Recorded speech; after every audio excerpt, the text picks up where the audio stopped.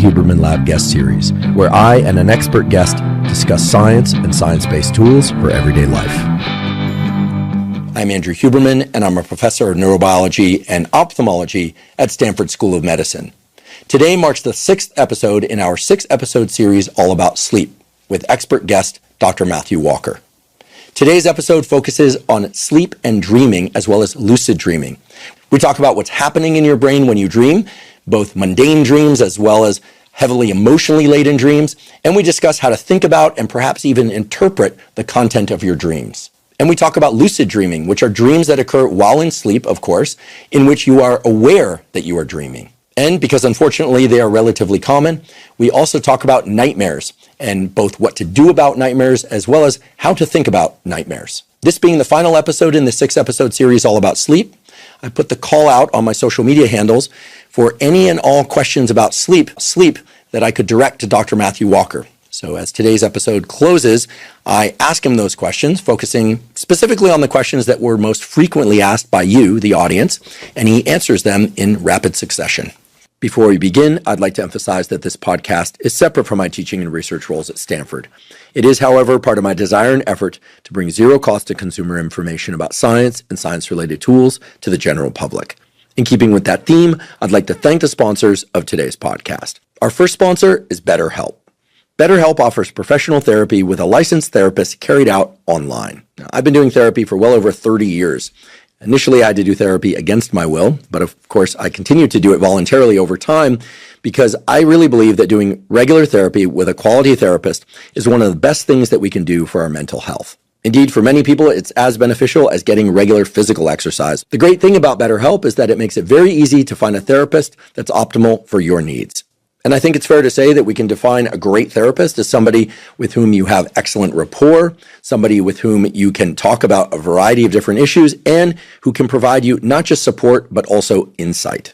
And with BetterHelp, they make it extremely convenient so that it's matched to your schedule and other aspects of your life. If you'd like to try BetterHelp, you can go to betterhelp.com/Huberman to get 10% off your first month. Again, that's betterhelp.com/Huberman. Today's episode is also brought to us by Element. Element is an electrolyte drink that has everything you need and nothing you don't. That means plenty of the electrolytes, magnesium, potassium, and sodium, and no sugar.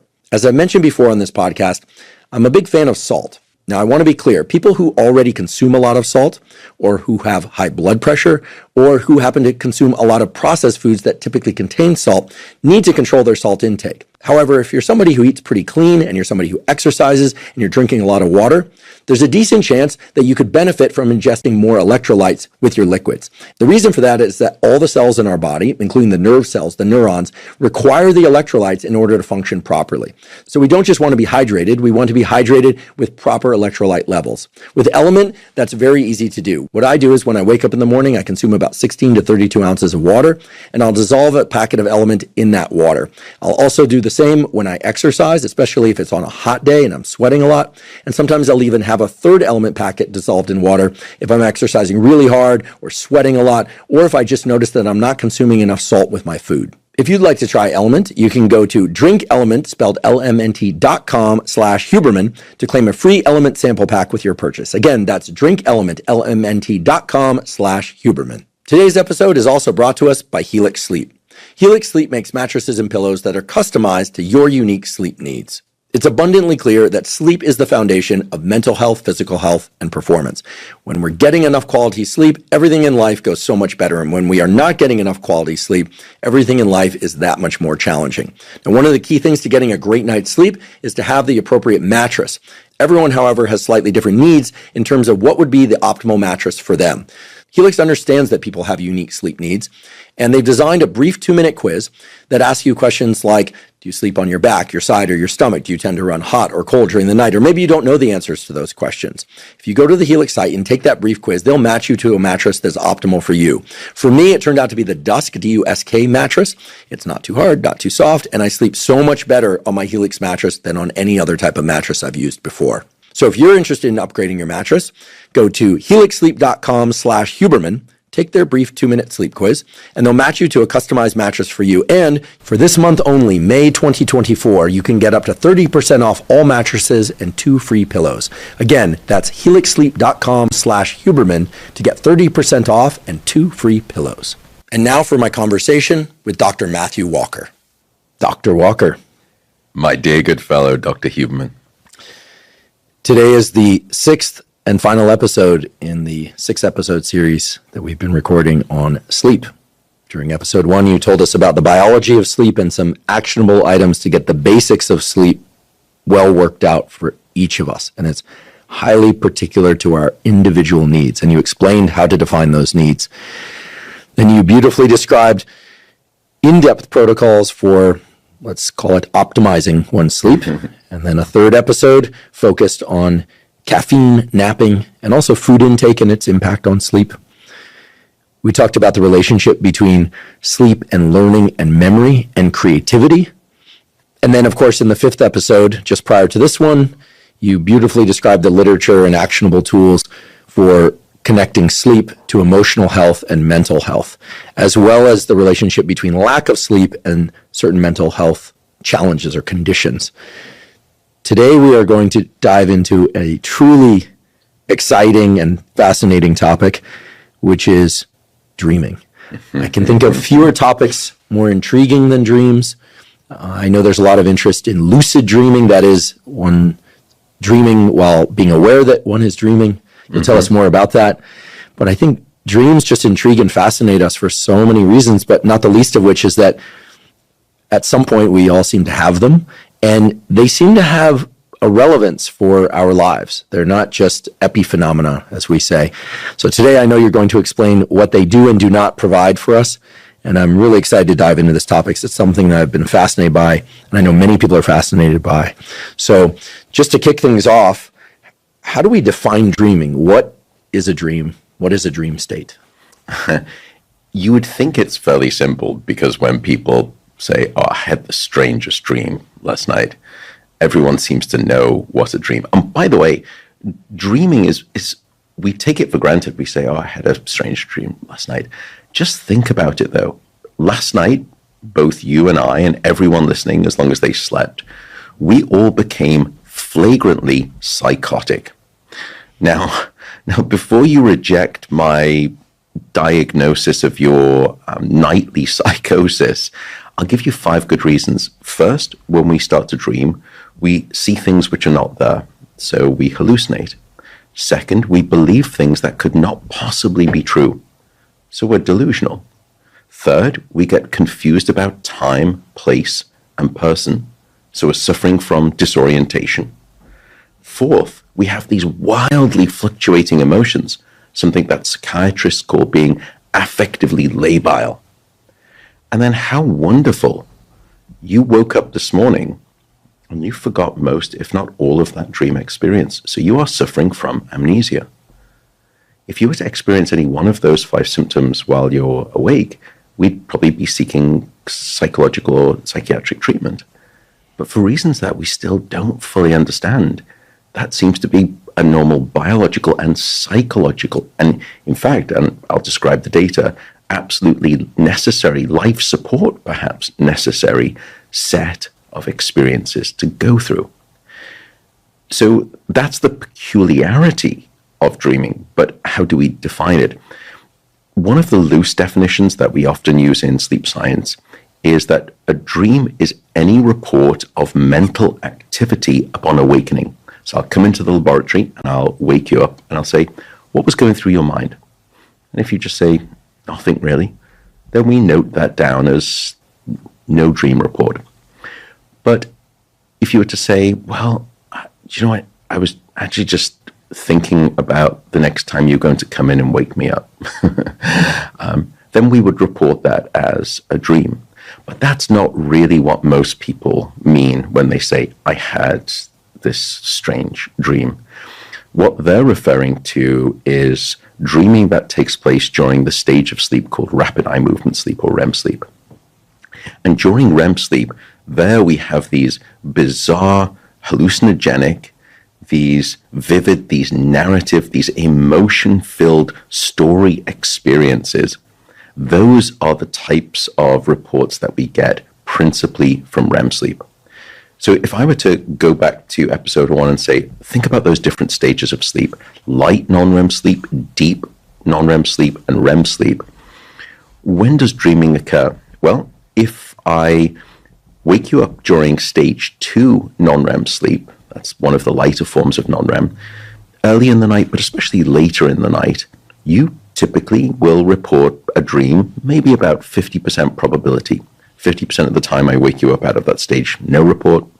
The other half, yes. If I wake you up out of deep non-REM sleep, stages 3 and 4, we're down to a 0 to 20% chance that you'll report a dream. So very, very unlikely. If I wake you up out of REM sleep, somewhere between 80 to 90% probability that you were going to report a dream. There's nuance in that REM sleep story, by the way. Rapid eye movement sleep is defined by those rapid eye movements. But when you're in that state of sleep, you're not always having the eye movements. They come in these strange phases. So though you will be in REM sleep, and we can define that with lots of different sensors on your brain and your body. But then there will be times when your eyes are darting back and forth and times when your eyes are not. And when those eyes are moving during REM sleep, we call that phasic REM sleep. And when they're not, we call it tonic REM sleep. Don't worry about the terminology. When I wake you up out of tonic REM sleep, when the eyes aren't moving, I'm around that 80% probability. If I wake you up out of REM sleep when your eyes are darting back and forth, there is 95 to 100% probability that you're going to report a dream. Some people, theories in the past have said, well, if that's the case, then presumably those eye movements are tracking something in the dream. If you do careful analyses, that just does not seem to hold up. There is some evidence that that may be the case, but your eyes are moving back and forth. It seems that these are impulses that are going to your eyes that don't have a strong correlation with what it is that you're dreaming visually in the scene. That's not the case. But that's a little bit of a definition of what dreaming is and also when dreaming occurs. I should probably note, by the way, that we human beings, we seem to be special in our REM sleep dreaming amounts. Now, I've just done a little bit of a sleight of hand. When I say REM sleep, I'm going to infer that it's dreaming. But Charles Nunn, wonderful scientist, has looked at the proportion of REM sleep across different mammals. And what he found was that we human beings are a complete anomaly when it comes to our relative amounts of REM sleep. In other words, our dream sleep. He found that across most other primates, REM sleep was usually averaging about 9% of the sleep period. However, we human beings, on average, including when we're young, will have a REM sleep proportion of about 20%. So if you plot the amount of REM sleep of primates in a graph, they're all sort of clustered around this mean. And then all of a sudden on the far right-hand side, you've got this one single data point that sticks out. That's us, human beings. And we don't fully understand why it is that we have such exceptional amounts of REM sleep. Now, I've done a lot of hand waving and written some theories about why that is, but it's still very unclear. The other thing, and that's I can go very philosophical about the functions of REM sleep and how it changed as we made the transition as a species from tree to ground. Because don't forget, as we mentioned in one of our episodes, when you're hanging like a bird on a tree or you're resting on a branch as a primate up in the trees and you go into REM sleep, you lose muscle tone. So it's quite a fragile state when you're 30 foot up in the air and you've got gravity desperately wanting to bring you and your limbs down to the ground. But when we made the transition down from tree to ground, we no longer had to worry about that. did that open up the opportunity for more REM sleep to occur? And that explains why we human beings have that. We don't know. REM sleep, however, does seem to be quite fundamental, and fundamental from a life necessary perspective. There were some studies done back in the 1980s, and there are studies that have not really been replicated, and I think I agree as to why, because ethically, and they're right in that gray zone. In fact, for me, I find them quite uncomfortable when I speak about them or even teach them in class. They took rats and they deprived them of sleep totally. And what they found was that rats, on average, will die somewhere between about 13 to 17 days after total sleep deprivation. In other words, rats will die almost as quickly from sleep deprivation as they will from food deprivation. It's that essential. Brutal. But then they did something different. They said, well, what about the different stages of sleep? So they selectively deprived them of either non-REM sleep and REM sleep. The hypothesis was perhaps that non-REM sleep is, from an evolutionary perspective, a much older form of sleep. The first stage of sleep that came into being was non-REM sleep. And the way we answer that is we look across phylogeny and these sort of different branches. And what we find is that in insects and in reptiles, amphibians, and fish, they all seem to have non-REM sleep. But for the most part, with a few exceptions, they don't seem to have REM sleep. But if you look at birds and mammals, they do have REM sleep. And in fact, it seems as though REM sleep evolved twice independently, once in birds, once in mammals, which tells us probably that it's essential if it's been forced through the evolutionary pipe twice independently. So you would argue, well, if I selectively deprived you of non-REM, the older stage of sleep, presumably that's more life support necessary, and REM sleep is the new kid on the block, evolutionarily. They found the opposite. They found that if they selectively deprive rats just of non-REM sleep, they did die, but it took them longer. They died after about 60 days. If you deprive them of REM sleep, dream sleep, they died after 40 days versus 60 days. In other words, this new type of sleep, REM sleep, seems to be, on that basis, maybe even more important to supporting life than non-REM sleep. It's super interesting. And as I recall from graduate school, there are certain patterns of brain activity that occur during rapid eye movement sleep. Maybe we could go a little bit deeper into those patterns of activity. I know you touched on some of these patterns in the first episode. The thing that comes to mind here is PGO waves, pons geniculate occipital, pons being an area of the brainstem that is chock-a-block full of different neurons involved in basic functions, rhythmic breathing, eye movements, and basic reflexive functions that preserve the well-being and life of the animal. And that the neurons there then do indeed connect to the thalamus. This is like a shaped structure in the middle of the brain where you have something called the geniculate, which is there's a auditory geniculate and a visual geniculate, but that projects to this relay station for vision mainly and hearing. And then it goes up to the occipital lobe, the area in the back of our brain that in sighted people is responsible for conscious perception of images. And I was taught, and I don't know if this is still true, that based on the work of people like Mircea Steriad and folks like that these pons geniculate occipital waves of activity that were ongoing during sleep, I think during REM sleep, were essential for resetting something essential about brain function and wakefulness, so that you needed these PGO waves, and that maybe even the activation of the visual pathway was part of the reasons why we often experience such robust visual hallucinations during dreams. What is thought about PGO waves? Are they related to rapid eye movement sleep, and are they somehow the reset that we need and indeed is essential for life? Because as you pointed out, in the absence of rapid eye movement sleep, we die. It's a great demonstration of the uniqueness of your brain. I mean, essentially what we're asking is, this is your brain on dreams.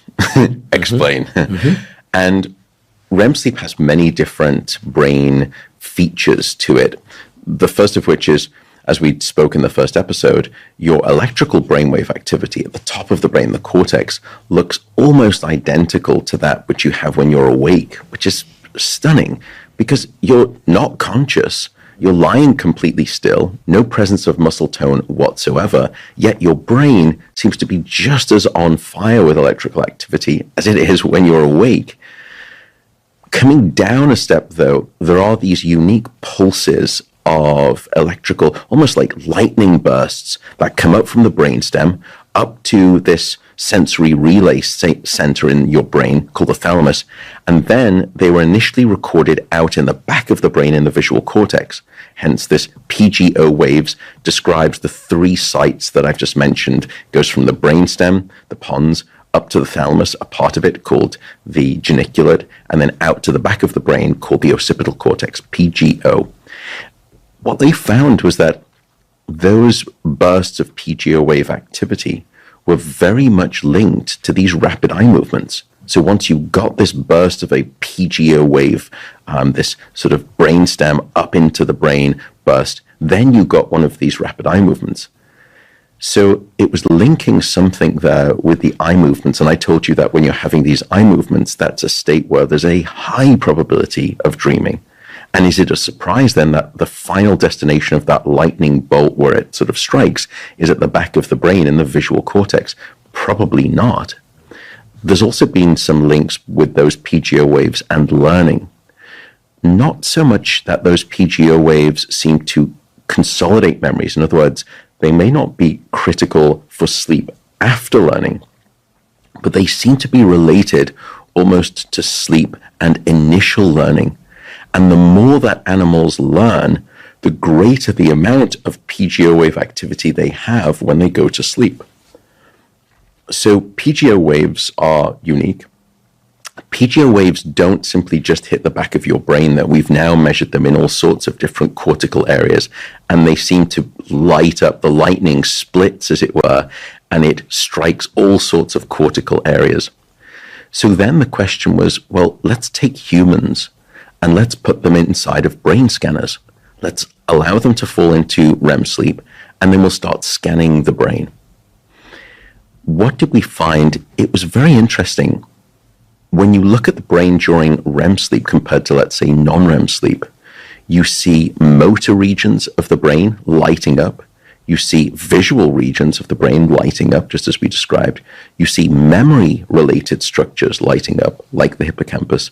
And you see emotional-related structures, like the amygdala and something called the anterior cortex, the anterior cingulate cortex, I should say. So if I were to just show you, an expert, a brain imaging map with memory centers related in terms of their activity, emotion centers, visual centers, motoric centers, and I were to say to you, Andrew, this is a scan that we got from an individual, just describe the type of experience that you think this person was having in the scanner, you would probably look at it and say, well, they were probably recollecting things from their past, memory structures. They seemed to be having a visual experience, but there was also probably movement involved in that brain scanning experiment. And also there seems to be some degree of emotionality to it. That sounds strikingly similar to what we know dreams are like, with one exception though.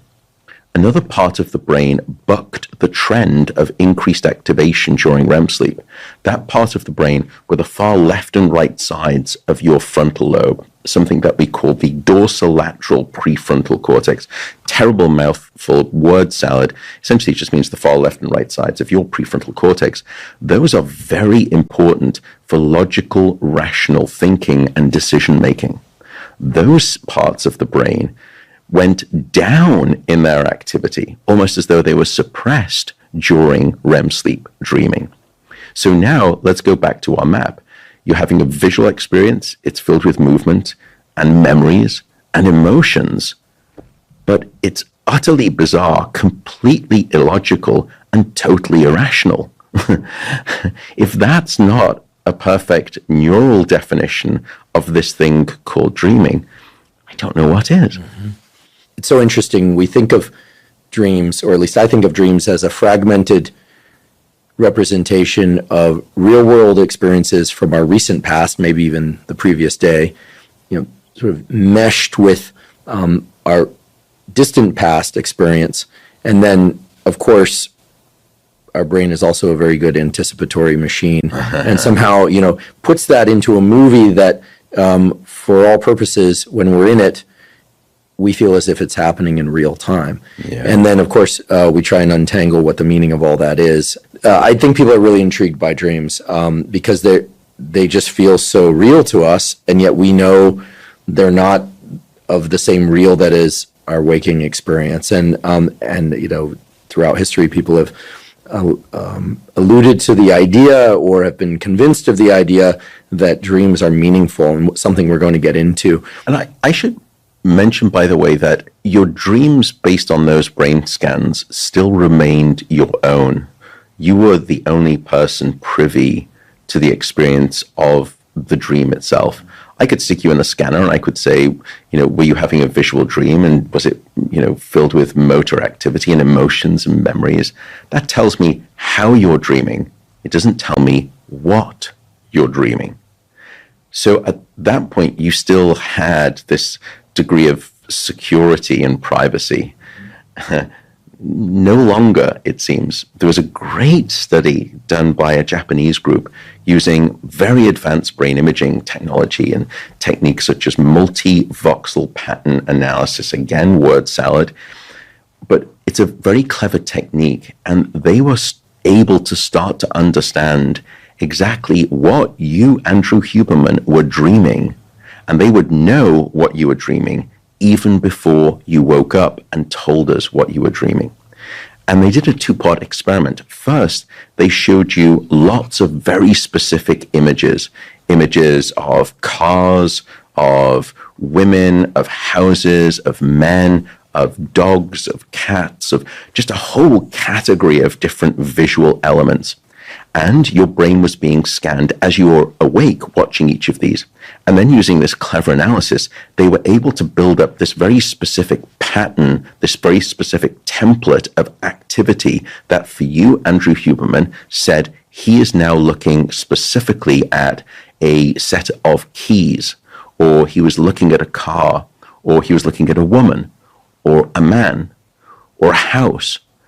And we knew ground truth in terms of what your brain looks like when it is seeing these different categories. And then they did something clever. Then they let those individuals sleep and go into REM sleep, and then they started waking them up and getting dream reports.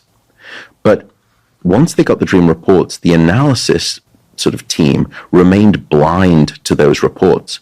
What they did was almost like a forensic team that goes hunting for DNA at a crime scene. They had the DNA and they started going around and searching to see if they could find a DNA match. But here they weren't using the DNA. They were using these templates of a woman's face or a car or a house. And they would search through this electrical or this brain activity sort of static of your dreams at night and find these matches. And then we could wake you up, get the dream report, and see how well did our brain performing a sort of algorithm match with your actual subjective report when you came out. And it was stunning how close. So I could tell you were dreaming, but you were also dreaming about a house and a car. You're dreaming about a woman, it turns out. And we started to want your dreams, as I said, were your own, but now no longer, because science can start to reveal those.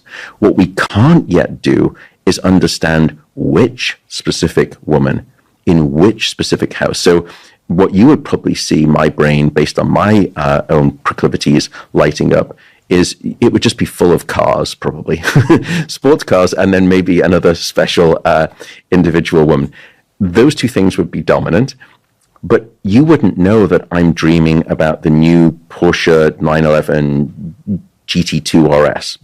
You can't tell it. You can just simply tell me he was dreaming about a car. So there is still some distance to go. I can't help but ask, based on what you just described, when people say things in their dreams, when they sleep talk, how faithfully does that report what's in the dream? It doesn't at all. And the reason is because when you're sleep talking or sleep walking or even sleep eating, you're not dreaming because you're not in dream sleep. This is one of the fallacies that sleepwalking or sleep talking, stop dreaming, wake up, you're dreaming. You're waking someone out of the very depths of deep non-REM sleep. And these different things, sleepwalking, sleep talking, sleep eating, there's sleep-associated sex behavior. All of these things are what we call parasomnias.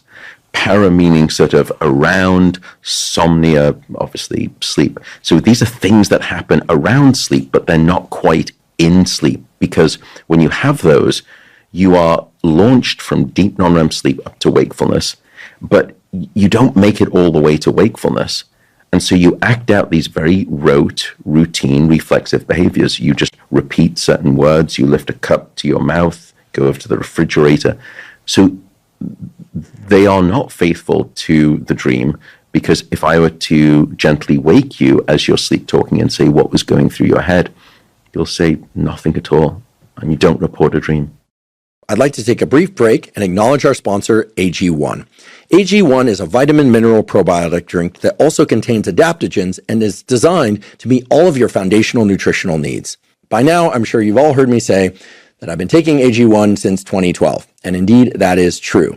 Now, of course, I do consume regular whole foods every day. I strive to get those foods mostly from unprocessed or minimally processed sources. However, I do find it hard to get enough servings of fruits and vegetables each day. So with AG1, I ensure that I get enough of the vitamins, minerals, prebiotic fiber, and other things typically found in fruits or vegetables. And of course, I still make sure to eat fruits and vegetables. And in that way, provide a sort of insurance that I'm getting enough of what I need. In addition, the adaptogens and other micronutrients in AG1 really help buffer against stress and ensure that the cells and organs and tissues of my body are getting the things they need. People often ask me that if they were going to take just one supplement, what that supplement should be, and I always answer AG1. If you'd like to try AG1, you can go to drinkag1.com/Huberman to claim a special offer. You'll get 5 free travel packs plus a year's supply of vitamin D3 K2. Again, that's drinkag1.com/Huberman. Earlier in this series, you described beautiful experiments by Matt Wilson and others at MIT who explored neural activity within the brain, within the hippocampus in particular, an area associated with memory formation, in which the neurons in the hippocampus fire in the same sequence as they did during a particular daytime activity that preceded that night's sleep, but they do so at a much more rapid rate. Sometimes they play in reverse, etc. Yeah. This raises the question of, first of all, is that sort of neural replay of events from the prior day, is that also associated with dreaming? Or more specifically, is that dreaming, or is dreaming that? And that's really to raise the larger question, which is, what is dreaming for? What is the function of dreaming? So what we know is that Matt Wilson's data during non-rapid eye movement sleep, the brain was replaying those memories 10 to 20 times faster. So, but when you go into REM sleep, it's down to 0.5 times. So listening to this podcast now and you hit that speed button and you drop it down to 0.5, that seems to be the replay speed during REM sleep. We've not yet been able to confirm that in human beings, but if we did, does that mean we can explain the time differences that seem to happen in the dream state, that time is longer in the dream world than it is in the waking world? I think that's fascinating. But you're right, it does point us more towards the question, though, of what are the functions of this state called dreaming. And we can get on to whether or not dreaming is a very faithful recapitulation of our waking experiences. And I'll give you a spoiler now, no, but I'll give you the data in a second. But the functions of dreaming come back to some of the functions of REM sleep that we described in an earlier episode. Those two related functions in the episode on learning and memory was that one function of REM sleep seems to be creativity, associating memories together so that you can come up with these wonderfully divine solutions to problems you couldn't answer when you were awake. The second came in our last episode about emotional and mental wellness. And we spoke about this theory that we put forward that REM sleep is a form of overnight therapy. And we described the evidence supporting that therapy. So I would say that those are the two leading theories of REM sleep and associated dreaming.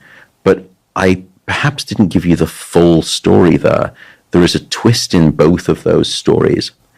I told you that when you are in REM sleep and you're dreaming, the next day you are better able to assimilate and associate memories and come up with these creative insight solutions. It turns out that sleep is necessary for that, and not just sleep, but dream-related sleep, REM sleep, is necessary for that, but it's not sufficient. You not only have to be asleep and dreaming to get those benefits, you also have to be dreaming of the very things that you are trying to solve the next day. There's a great study by a scientist called Robert Stickgold at Harvard, and he had a whole group of individuals learn a virtual maze.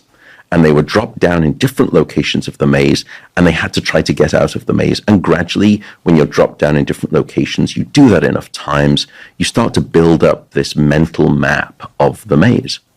And then he let one half of those participants take a 90-minute nap, and the other half remained awake. And then some hours later, they tested them on the maze. And they measured how quickly were you able to navigate and get out of the maze. That was the outcome measure. And sure enough, just as we described, those people who slept versus those who didn't, they were better able to navigate the maze after they had slept versus those who remained awake. But then they went back and they separated those individuals who were napping into two classes, because as they were napping, they were waking them up intermittently and getting dream reports from them. And what they found was that those people who slept and still had dream reports, but those dreams were not related to the maze, they didn't show an improvement. But those individuals who slept and who dreamt, but also dreamt of the specific maze elements themselves, they were the only subset of people, of participants, who showed the benefit.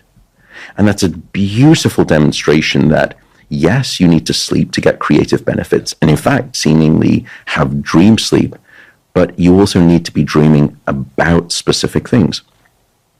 Is that rule true for the second function of REM sleep dreaming, this overnight therapy benefit? Yes, it does seem to be true. There were some great studies by a scientist who has sadly passed away now, Rosalind Cartwright, and she was looking at different patient populations who had undergone really painful, difficult emotional experiences. For example, a very bitter, painful divorce. And she would, at the time that those individuals were going through this difficult challenge, she would be recording their sleep, looking at their different stages of sleep, and she was collecting dream reports from them. And then she would track them and their progression clinically over the next year. And what she found was that some of those participants, about 50% of them, ended up getting clinical remission from their depression that was instigated by the painful experience they'd gone through. The other half did not get clinical remission from their depression. They remained depressed.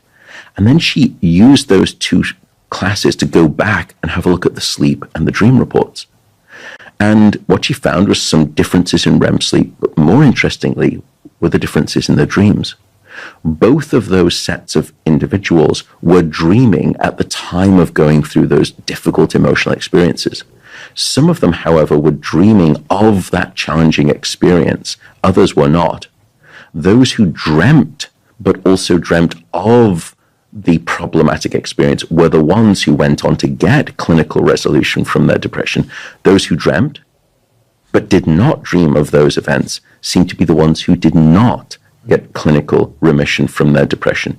In other words, here once again is this new rule that when it comes to dreaming, it's not just about sleep, and it's not just about dreaming, it's about dreaming of the specific things that you're trying to get the functional benefit from, whether that's creativity and insight, or whether it's emotional resolution and overnight therapy, both of them seem to depend very much on the expression of dreaming of specific things itself. And we'll come on to why that's maybe relevant when we speak about lucidity too. What you just said is very reassuring, at least to me, because when I'm going through a challenging phase, which somehow seems to happen periodically in my life at a frequency that, let's just say, keeps me dreaming about things. You're not alone, by the way. Well, and I'm sure I'm not. Which is no, I didn't mean that. I just mean that there are lots of people who can resonate with that. So thank you for being vulnerable and sharing. Yeah. It's one of these things where I, put my head down on the pillow, fall asleep, and assuming I can get good sleep amidst those real life events, which is something that sometimes is the case, sometimes is not.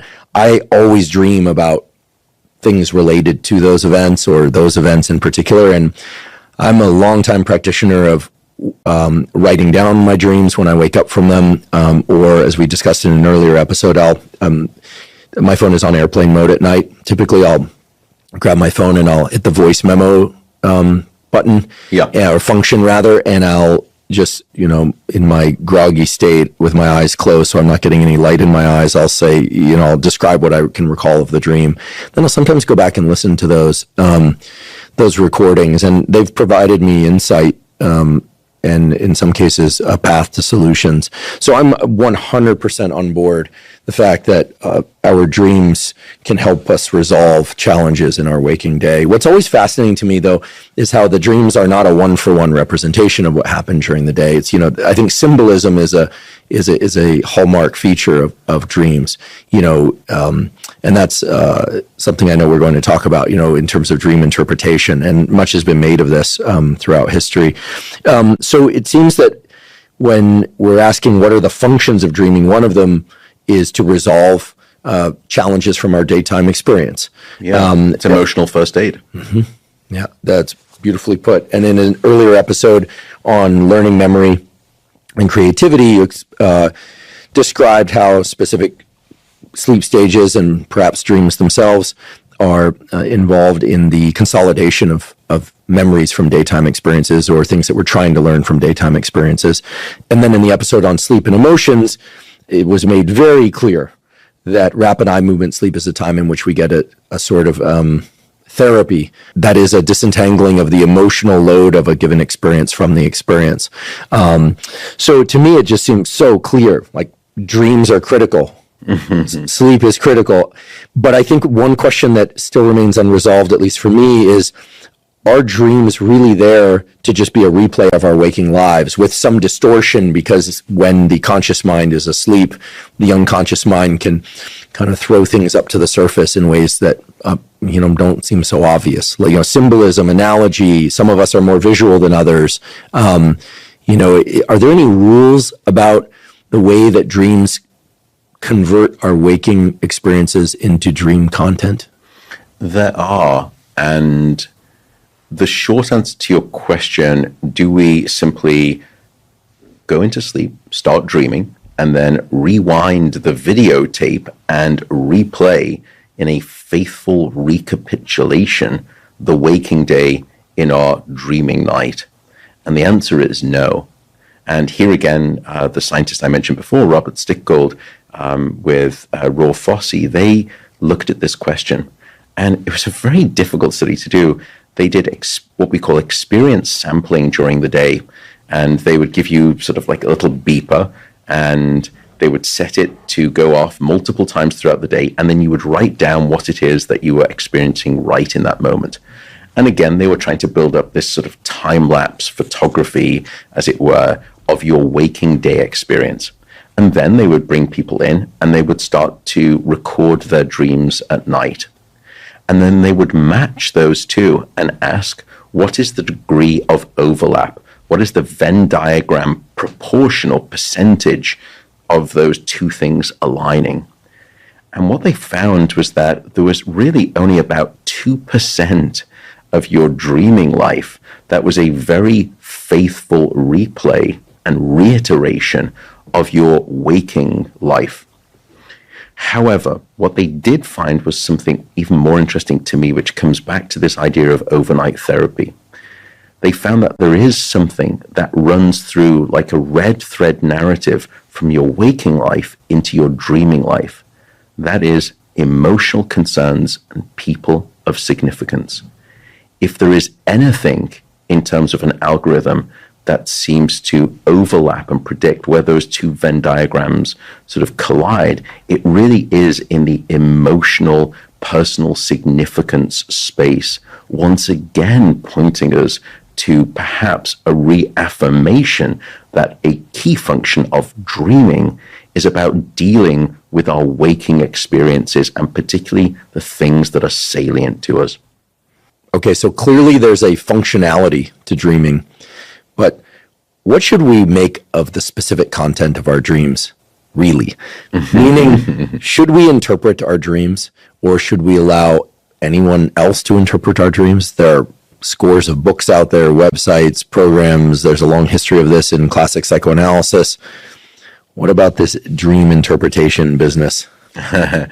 It really started, you have to give credit in some ways to Freud. Although, if you look back at very ancient cultures, so much of their artwork, so much of the sort of left imprint on the world suggests that they were fascinated by dreams and used dreams and gods of dreams. So we've always been thinking about what are these things called dreams and can we interpret them? But it was really Freud who put his seminal works together in 1899 and then published it in 1901, called The Interpretation of Dreams. And it's probably one of his, if not his most famous text. And you can unfairly sum it up as, if it's not one thing, it's your mother when it comes to Freud. But in some ways, Freud, with his interpretation attempt, in my mind, was 50% right and 100% wrong. Because until the moment that Freud came along, we left the interpretation and the instigation of our dreams to things outside of us. Maybe there were comments that it was due to our soul, or it was from the gods on high that they would descend down these dream manifestos to us. But Freud, full credit, was the first person to put dreams front and center into this thing called the brain, the mind.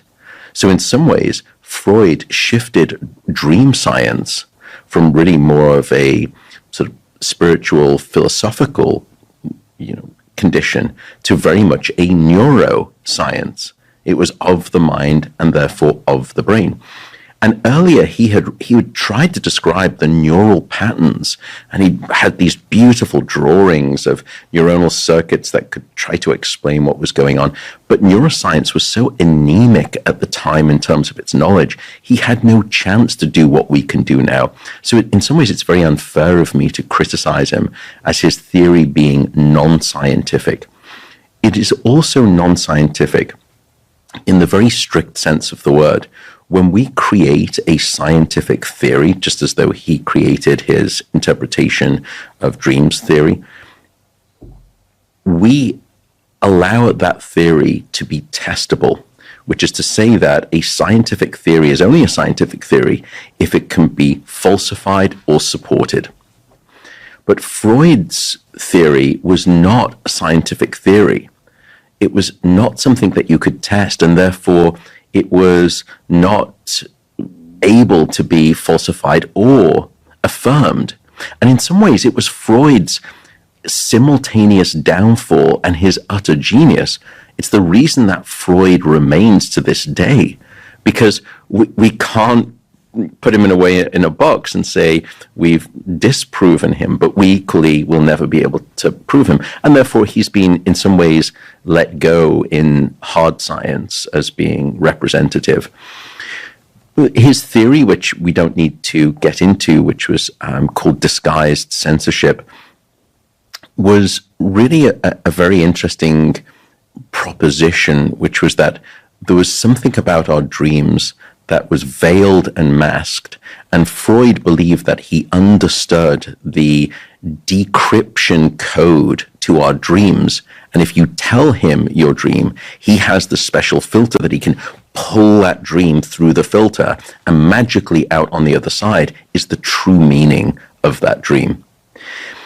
There are several problems with that theory, not least of which I think, at the time, if you look at his writings, it seemed that Freud was probably doing enough cocaine to kill a small horse at the time, but we'll put that aside for a second. The issue there is that it's not very replicable as an analysis method. And there's a fascinating study that was, I remember from a conference, I should check to see if it's been fully published. And they did something clever. They took the Freudian method and they took a single dream from one individual. And they had 3 Freudian psychoanalysts analyze that dream. So it was the same dream, but 3 different analysts. Now, in a scientific protocol, if it's a scientifically rigorous assessment tool, you would get back the very same answer from that measurement technique all 3 times, or very similar. So, for example, a carbon dating machine. If I were to take a fossil and put it in a carbon dating machine, and then another one and another one, for the most part, they're probably going to return something that's much more similar than different in terms of the carbon date of that fossil. Why? Because it's been very well validated and replicated. That's what you want from a scientific method and tool. But when they gave this single dream, the fossil, as it were, to these 3 different interpreters, the 3 different carbon dating machines, as it were, they all came up with completely different interpretations. And so that's not necessarily a reliable, valid method. So in that sense, we've abandoned and let go of Freud as being relevant or meaningful. However, I personally, and I think if you look at the data, I don't mean that to suggest that you should not try to think about and quote unquote interpret your dreams. And the term interpret when it comes to dreams is so loaded. So I would just simply say, see if you can really deconstruct some of your dreams. I think dreaming, just as we've spoken about, is a very solid window into the things that you should be concerned about from your waking life. It's very obvious that whatever it is that we typically dream are the things that our brain is telling us, the human being, this is the stuff that's essential. This is the stuff you need to work through. This is, please pay attention to me. And any amount of journaling or deliberation, digestion, cogitation of that specific dream is going to be beneficial to you. Because in my mind, a life unexamined is not a life well lived. And that isn't just applicable to your waking life. It's especially applicable to your dreaming life. Now, does that mean I'm suggesting that everyone should race out and start cataloging and interpreting their dreams? Not necessarily. But I am saying that if you wish to do that, I, as a scientist, based on the data, I'm not telling you that that's hooey and non-scientific. I think it's very valid. It's just that some of the Freudian principles, I think, we've been able to dislocate ourselves from. I wholeheartedly agree with what you just said. And I've spoken about dreams and their possible relevance to clinicians, psychiatrists such as Paul Conti and others, some who have more of a psychoanalytic training than others, but certainly folks like Paul know a ton of neuroscience. They understand pharmacology. They understand family systems models, dialectical therapy, and so many other. That man he's extraordinary. Yeah. He's not extraordinary. He's extraordinary. He is extraordinary, and in part because he can synthesize across all these different domains of psychiatry, psychology, neuroscience, etc., as opposed to just be existing in one silo like psychoanalysis or psychopharmacology. So, and there are others, although few as extraordinary as Paul, which is why we hosted him on the series here. And one of the things that has come up in the discussions with Paul and others with similar training about dreams is that dreams seem to present us with emotional states and scenarios for which there's a lot of swapping in and out of identity. So, for instance, the notion of symbols within dreams is a longstanding conversation. And I think one of the mistakes, as I understand it, is to assume that every time there's an animal in your dream that it represents children, or that every time it's a particular kind of animal, it represents your boss or something. Right. Sometimes a cigar is just a cigar. Right, right. On the other hand, it's very clear that within our dreams, there's rarely a completely linear one-for-one relationship with what happened in the daytime of real experience. So there seems to be a swapping in and out. And there I just sort of zoom out, and forgive me for going long here, but I think this will be a good fodder for exploring this a little bit more deeply. One of the best descriptions of brain function that I've ever heard is from the Nobel Prize winning neuroscientist Richard Axel at Columbia, who often talks about the brain creating abstractions of the outside world. So if I were to take a photo of your face, for instance, and then show you that photograph, you'd say, yeah, that's me. But if I were a painter, I might, swap some of the positions of components of your face and show it to you, and you might say, well, that doesn't look like me. And I'd say, but that's my abstraction of your face. So to me, it makes sense because I understand the rules by which I made those swaps and moves. There's some algorithms or rules that are known to me. So there's a sort of preservation of real world to the abstraction. And that's really what our brain does all the time. It attempts to faithfully represent the world around us, but it is indeed an abstraction. And when it comes to the colors of things or the position of objects, it's as one for one as our brain is capable of. But when it comes to ideas, to feelings, to our relationships to other people, the brain abstracts those in its own little neural symphony of this is the relationship to my dog, this is the relationship to my friend and colleague, Matt Walker. So it makes sense that in dreams, those algorithms could be different. They could be faster or slower. But they could also be entirely different. I don't think we yet know what the algorithms of transformation of real-world experience to dream experience are. And once we do, and I think someday we will understand those through electrical recordings and MRI type experiments, and some of the experiments you talked about earlier point to this. And so I think it's entirely reasonable to assume that we each have our own unique abstraction algorithms, so that indeed we can have consistent representation of real world experiences in symbols, but that it's not going to be the same for everybody. Correct. Right? Your way of abstracting your real life to your dream life could be entirely unique to you, and mine could be entirely unique to me, making it very difficult for a third party to come in and say, okay, Matt, here's what your dream means. But you can know what your dream means if you explore your dreams over time, not just that one dream. Does that make sense? It makes total sense, because in some ways, there is no one who knows your own autobiography, by definition, than yourself. Now, I'm not suggesting that having that interpretation guided by someone who also understands the emotional problems that you're having and also sees your blind spots, which is what a really good therapist can do, can then help with that interpretation.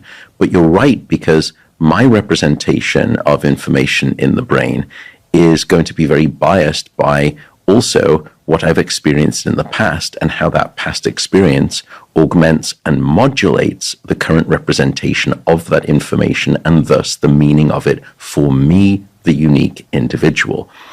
And you're also right to say that it's somehow, it's almost as though you're squinting your eyes when you're in dream sleep. In terms of the true vision of things, things get a little bit wacky and distorted, this bizarre nature. There is some very interesting data, and it comes back to what we described earlier, the neurochemistry of the REM sleep state. I told you that during REM sleep, levels of noradrenaline are at floor levels. Noradrenaline is shut off. One of the things, if you sort of drop noradrenaline onto neural circuits, it will very much increase what we call the signal to noise. And this is why noradrenaline, when it's released or if you administer it to an animal, you can become almost more directed. You're much more divergent. You're focused in attending, and it's really there. You're very blinkered. You're very focused. But when that goes away, the neural circuits become a little bit more loosey-goosey. And I also told you that the other chemical, if there is a neurochemical that defines REM sleep dreaming, it's this thing called acetylcholine. And acetylcholine seems to do the opposite. It seems to inject a little bit more noise relative to the signal. So in other words, your brain circuits are neurochemically modulated when you dream to inject almost what we would think of as fuzzy logic. And this is why I think the analogy that we spoke about in a previous episode holds, that when you are awake and you're given some information, you produce the most obvious links and obvious associations because you're very much blinkered and you have noradrenaline on board. But when you go into dream sleep, it's almost like the Google search. When you're awake, go straight to page 1 and it's very related. But do that same search when you're in the dream state and you go straight to page 35, and it's an utterly bizarre page, and you think, hang on a second, this has got nothing to do with the search term. When you read it, you think, well, if I squint my eyes, it kind of does. It's very distant, very non-obvious, but that's a very smart connection that as a waking brain I never would have put together. So I think neurochemically we can start to understand it. But I think this is a very good, important point where you could almost say the very best person to interpret your dreams is probably you. I want to take a brief break and acknowledge our sponsor, Whoop.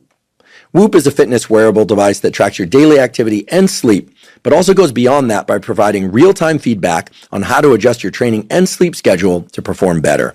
As a Whoop user, I've experienced the health benefits of their technology firsthand for sleep tracking, for monitoring other features of my physiology, and for giving me a lot of feedback about metrics within my brain and body that tell me how hard I should train or not train, and basically point to the things that I'm doing correctly and incorrectly in my daily life that I can adjust using protocols, some of which are actually within the Whoop app. Given that many of us have goals such as improving our sleep, building better habits, or just focusing more on our overall health, Whoop is one of the tools that can really help you get personalized data, recommendations, and coaching toward your overall health. In addition to being one of the most accurate sleep trackers in the world, Whoop allows you to recover more quickly and fully from physical exercise and other kinds of stress, and thereby to train more effectively and sleep better. If you're interested in trying Whoop, you can go to join.whoop.com/Huberman today to get your first month free. Again, that's join.whoop.com/Huberman. Some dreams we'd rather not have. Here I'm specifically referring to nightmares. I've had one nightmare countless times throughout my life. I won't share what it is. It's not a real world experience, or at least it's not a one-for-one of real world experience, but I've had this nightmare since I was a kid. I have it seldom these days, but every time it starts again, I'm like, oh no. And there's a bit of lucidity to it where I'm like, I hear him again. Been working on this one a while, as you can imagine. But given what we understand about the relationship between real world experiences and dreams, what should we make of the fact that we have nightmares? So let's just start there. The phenomenon of nightmares. Does it represent something that troubled us in the daytime and that we're trying to work out in our sleep?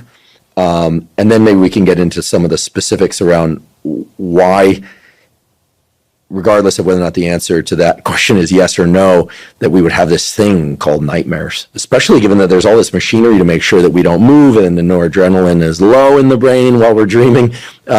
Seems like there's all sorts of mechanisms to try and ensure that our dreams are very pleasant or at least neutral. But nightmares suck. But so I'd love to know that T-shirt, please. So I'd love to know that they serve some utility. So nightmares, how do we define a nightmare in sort of science clinically? It's a little bit tricky, but usually the way we define it is it's a strongly unpleasant dream that causes some time of daytime displeasure. So in other words, some type of daytime dysfunction or distress. So everyone can have a bad dream, but when you go up into your waking life and about your waking day, it doesn't seem to bother you too much. And maybe we'll just say that's a bad dream. When it really becomes a nightmare is when I almost think of it as though you wake up and that blanket of strong nightmare emotion is still wrapped around you and you can feel it. You can just know there's my emotional state is still heavy, and I know exactly where it came from. And it was from that nightmare. And throughout the day, you don't seem to be able to derobe yourself from that cloaked affect of the nightmare. It drenches you almost. That's where it really starts to become unpleasant. And we actually do have a clinical category. It's called nightmare disorder. And the way we typically define that is the same thing, as I said, a very unpleasant dream that causes some type of daytime distress, and it's happening at least once a week. At that point, we start to move it into this category of nightmare disorder.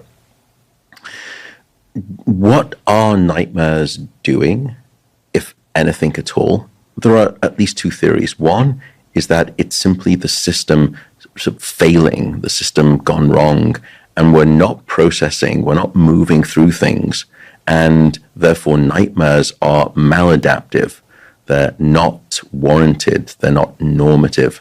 The other is that, no, they are adaptive and they are meaningful, and it's us really trying to go to a very specific pain point, and we continue to process it over and over, perhaps to the point where we get resolution, but sometimes we just don't, so it keeps cropping up. We don't have good data to disambiguate those two right now, so I think it still remains open. At least I don't know of any data that tells me, are they functional or are they maladaptive? Even when we get that answer, in some ways, it doesn't change the fact that it still leaves a patient with nightmares, with recurring nightmares. So then what do you do about that? Is there any treatment for people out there if they're under this distress? Is there hope? And for a long time, there really wasn't very much hope at all. You just had to go through it.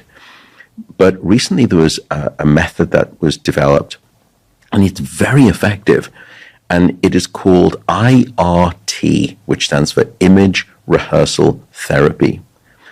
And its basis comes back to something that, in fact, we, I think, hopefully published the first evidence in humans of some years ago now, called memory reconsolidation. So in our episode on learning and memory, we said that there is at least sort of two main steps of memory. First, you have to imprint and learn the memory, lay down that memory trace. But then that memory is very fragile and vulnerable to being overwritten by competing information, knocked out of place. And for you to hold on to that memory, you have to go through a second step called memory consolidation, a very slow process. It's like a very slow pressing of the save button because it's biological. It requires protein synthesis and all of that good stuff. But that always struck me as a strange model because it's the equivalent of opening up a Word document. You type out all of the information into it, and then you hit the save button. So I've imprinted the information, then I've hit save and saved it, and then I close that file. And then the next day I come back, or some days later, and I double click on that file again because I want to edit it. I either want to add to it or I want to revise it and change it. But according to that model, it's been locked in place, and you could never edit that Word document. That seems like a profoundly useless way to store information. And what we learned is that every time in subsequent days when you reactivate, which is to say when you recollect the memory that has been consolidated, it opens that memory file back up to once again being plastic and malleable, so you can go in and update the information in that memory store, and then the next night you consolidate it again. In other words, you reconsolidate it. So it's memory updating. And there is a very clear mechanism in the human brain that allows us to do this memory updating iteratively, time and time again. This comes back to nightmare disorders. This therapy, image rehearsal therapy, or IRT, will have you sit down with a therapist, and at first you'll describe the nightmare that you're going through, and you'll write that narrative down. And then working with a therapist, you will agree to think about a more neutral ending to that nightmare. So let's say that I was involved in a very, very difficult car crash. It was just horrific. And every night since, I'd say at least once a week, I just continue to have the nightmare of the car crash. I know that I'm traveling towards the junction. I apply the brakes have failed. I am just looking around. I'm trying to maneuver, but nothing is going to change this. I go through the red light and someone sideswipes me, and that's the end. And I relive that time and time again, and it's awful. So you with the therapist, or I with the therapist, would then start to say, well, what about the alternative scenario? I depress the brake and the brakes don't work. But gradually I think, well, I'm just going to reach over to the handbrake and I'm going to gradually apply the handbrake. And that slowly is going to bring the car to a nice, safe stop. And then I'm going to call the emergency services. And the car is going to get towed. I don't go through the junction. I survive, everything's fine. So you rehearse this alternate ending and you keep going through that, rehearsing that. And then you go to sleep the next night and you'll probably have a high chance of that nightmare again. But if you keep doing that, once you've got that alternative ending, essentially what you're trying to do is every time you reactivate the memory of the trauma car crash, and then you rehearse this alternate ending, it's like me going into the Word document and editing the section that was really horrific and bad and replacing it with something that's neutral or even positive. And over time, then I sleep and I will consolidate that memory. I'll come back the next day and I'll do some more editing and more updating. And time after time after time, gradually you dissipate the narrative that is fixed inside of the brain, and the nightmare frequency decreases in proportion. Now, it's not effective for 100% of patients. If you look at the data on average, it's about 2 out of every 3 people. So about 66% of people will benefit, which if you look at some medical treatments, that's a great treatment. That's still very effective. There was a very recent study from Sophie Schwartz and her colleagues at the University of Geneva that did an even more ingenious study, and they were able to nudge the effectiveness of that treatment from 66% up to 92%. And they used an additional memory-related research tool we've come up with in sleep science, and it's called TMR, or Targeted Memory Reactivation. And here's how it goes. I'm going to have you learn a set of associations.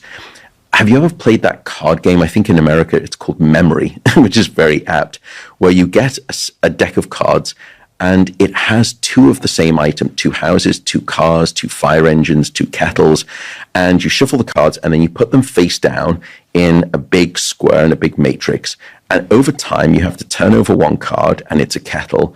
And then I'm just going to randomly pick another card and it's a fire engine. Okay.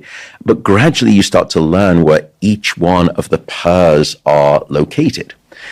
So what's clever about that is we would do that type of what's called a paired association memory test. You learn these paired associates, and then we test you after a night of sleep, and you're better. However, if as you're turning those items over, I play a congruent sound. So let's say you turn over the fire engine, and then when you turn over the other fire engine, I'm going to start playing a fire engine noise in the background. So I'm bonding the association of the memory card pairs with this tone, with this congruent sound. And then a kettle, I turn over a kettle, I turn over the other kettle, and it's whistling. And then when you let people sleep at night, if you start replaying those same tones at a sub-awakening threshold, so you're not waking people up, and you bring them back, and let's say that you only do those sound cue reactivations for half of the memories that you've done, and the other half you leave untouched. So within an individual, you have a unique within individual control. You test them on the things that you didn't reactivate at night and those that you did. It's almost like creating a bespoke playlist at night where you say, look, I learned all of this information during the day, or wouldn't this be wonderful? And then here's the stuff that I really think, personally to me, I want to remember. Well, it turns out I'd been tagging that with particular music. And then at night, I replay that music. And the next day, it turns out that those things I reactivated are much more strongly consolidated by way of sleep than those things I didn't. So that's the basic method of what we call TMR, targeted memory reactivation. What they did was something very clever. They had them go through this process of the image rehearsal therapy. They were rehearsing the alternate ending, but about every 10 seconds, they were playing them this very pleasing piano chord in the background. And they were just bonding the association of the new outcome ending to the nightmare with this pleasant piano chord. And then sure enough, in the subsequent weeks afterwards, not only was that person day after day doing the diligent therapy practice of rehearsing the memory whilst the piano tone was playing, but then at night, they would wait until they went into REM sleep, which is the state we think the emotional therapy begins, and they would start to replay that same piano chord over and over again. And sure enough, those people who had image rehearsal therapy standard, they improved by about 60% in their nightmare frequency reduction. Those people who did that, plus the memory reactivation at night, it drove it from 66% all the way up to 92%. So now modern day neuroscience, with its techniques, is starting to overlap with classical clinical psychology. And we're developing these next forefront of methods that really harness and fine-tune the brain's ability to undergo effective therapy. It's incredible. I mean, I think that we've known about classical conditioning for a long time, and the case of Pavlov's dogs is the most known of those. Am I right in recalling that this pair dissociation way of bringing about certain memories or strengthening certain memories in sleep can also be accomplished with odors? That it's not just the playing of tones during specific experiences, but also, for instance, if one were to pair a particular odor with a certain novel memory event in the daytime or attempt to learn something new, that if that odor is then infused into the room of the sleeping person later that night, that somehow the memories would be strengthened. Do I have that correct? There's nothing wrong. I've said it before, I'll say it again. There's nothing wrong with your memory. That was one of the seminal papers that started this whole movement. And what they did was they had them learn this kind of per dissociate card test. But they were wearing this mask, almost looks like a fighter pilot mask. And they were either puffing up inert air that didn't smell at all, or they were perfusing this very pleasant rose scent. Because smell in particular has a very unique relationship with our memory, in part because we emerged, from animals that would principally use smell as their navigational tool. I think everyone has had this experience where you bond a certain cologne or a certain perfume with a particular individual. So they were puffing the rose perfume up the nose of these participants. And then when they went into sleep, they started to reperfuse that rose odor. Now, what was clever also about the experiment, you could say, well, look, just any time you get something that smells puffed up your nose, your memory is going to be better. Now, the initial experiment had them learning the information when they're awake with the rose scent getting pushed up their nose. And then when they slept, they had the rose odor again. Another group had learning, but they had no rose smell pushed up their nose to bond with the information at the time of learning when they were awake. And then when they slept, they also had rose odor stuffed up their nose, and they showed no additional benefit. So it's not just enough to have rose odor at night. You need to have made the initial bonded familiar connection with the novel information that you're learning to get the subsequent targeted memory reactivation benefit. And you could then think, well, practical tools, what should I do? Maybe, when I'm studying for a test, I should blaze up my most preferred incense. And I have a particular proclivity to green tea incense, it turns out. And maybe then, before I go to bed at night, I get a couple of sticks and I, blaze them back up, tuck my head on the pillow, turn the light out. However, Do not do that, because it's probably a desperate fire hazard. So do not listen to me. But you could think about doing something along those lines, perhaps. Anyway, so that's targeted memory reactivation. Yeah, it's a perfect segue for what I wanted to talk about next, which is lucid dreaming. But before we move to lucid dreaming, I'm wondering whether or not there's an opportunity here to construct an experiment, maybe even a protocol of sorts, to uncouple the negative experience of nightmares to our daily experience. So for instance, we're talking about paired association based on odors or sounds replayed in sleep to sort of nudge or conjure particular daytime memories to the surface in the form of dream sleep. Yeah. But we also know that one can uncouple associations. So for instance, if one experienced something negative, and maybe this is being attempted in the realm of trauma therapy, and that experience was paired with a particular odor, it'd be hard to do with visual cues in sleep, or sound, could one attempt to introduce a sort of a competing sound, set up a sort of a collision stimulus, so that in sleep the dream would no longer contain the scary content, or it would be less scary? Or is this exactly the wrong approach? Because if we believe that the nightmares are serving some functional purpose, allowing us to work through what you really don't want to do, right? Yeah. Okay, great. Then we answered the question. Well, no, I think it's unclear right now, but you're on the right line, because there is something that we have in learning and memory called fear extinction. Mm-hmm. And let's say that I were to sort of classic Pavlovian learning, Pavlov's dogs. Let's say I show you a specific image on the screen, and then you hear a specific tone, and then you get an electric shock. I show you the stimulus on the screen, you hear the specific tone, and then you get an electrical shock. That I don't show you the stimulus on the screen, but you do still hear the tone, and then what happens is that you have a braced response to the electrical shock. And there's all sorts of combinations in between of that. But essentially, I condition you to learn that these things seem to be associated with a negative outcome. The inverse being the Pavlovian dog, which is that you ring a bell, you show the dog some food and it salivates. You ring the bell, you show the dog some food and it salivates. And then you ring the bell, you don't give it some food, and it still salivates, because it knows that the bell precedes the meat being shown. And I actually mixed my order around there in my own experiment to begin with. But then there's something different that you can do.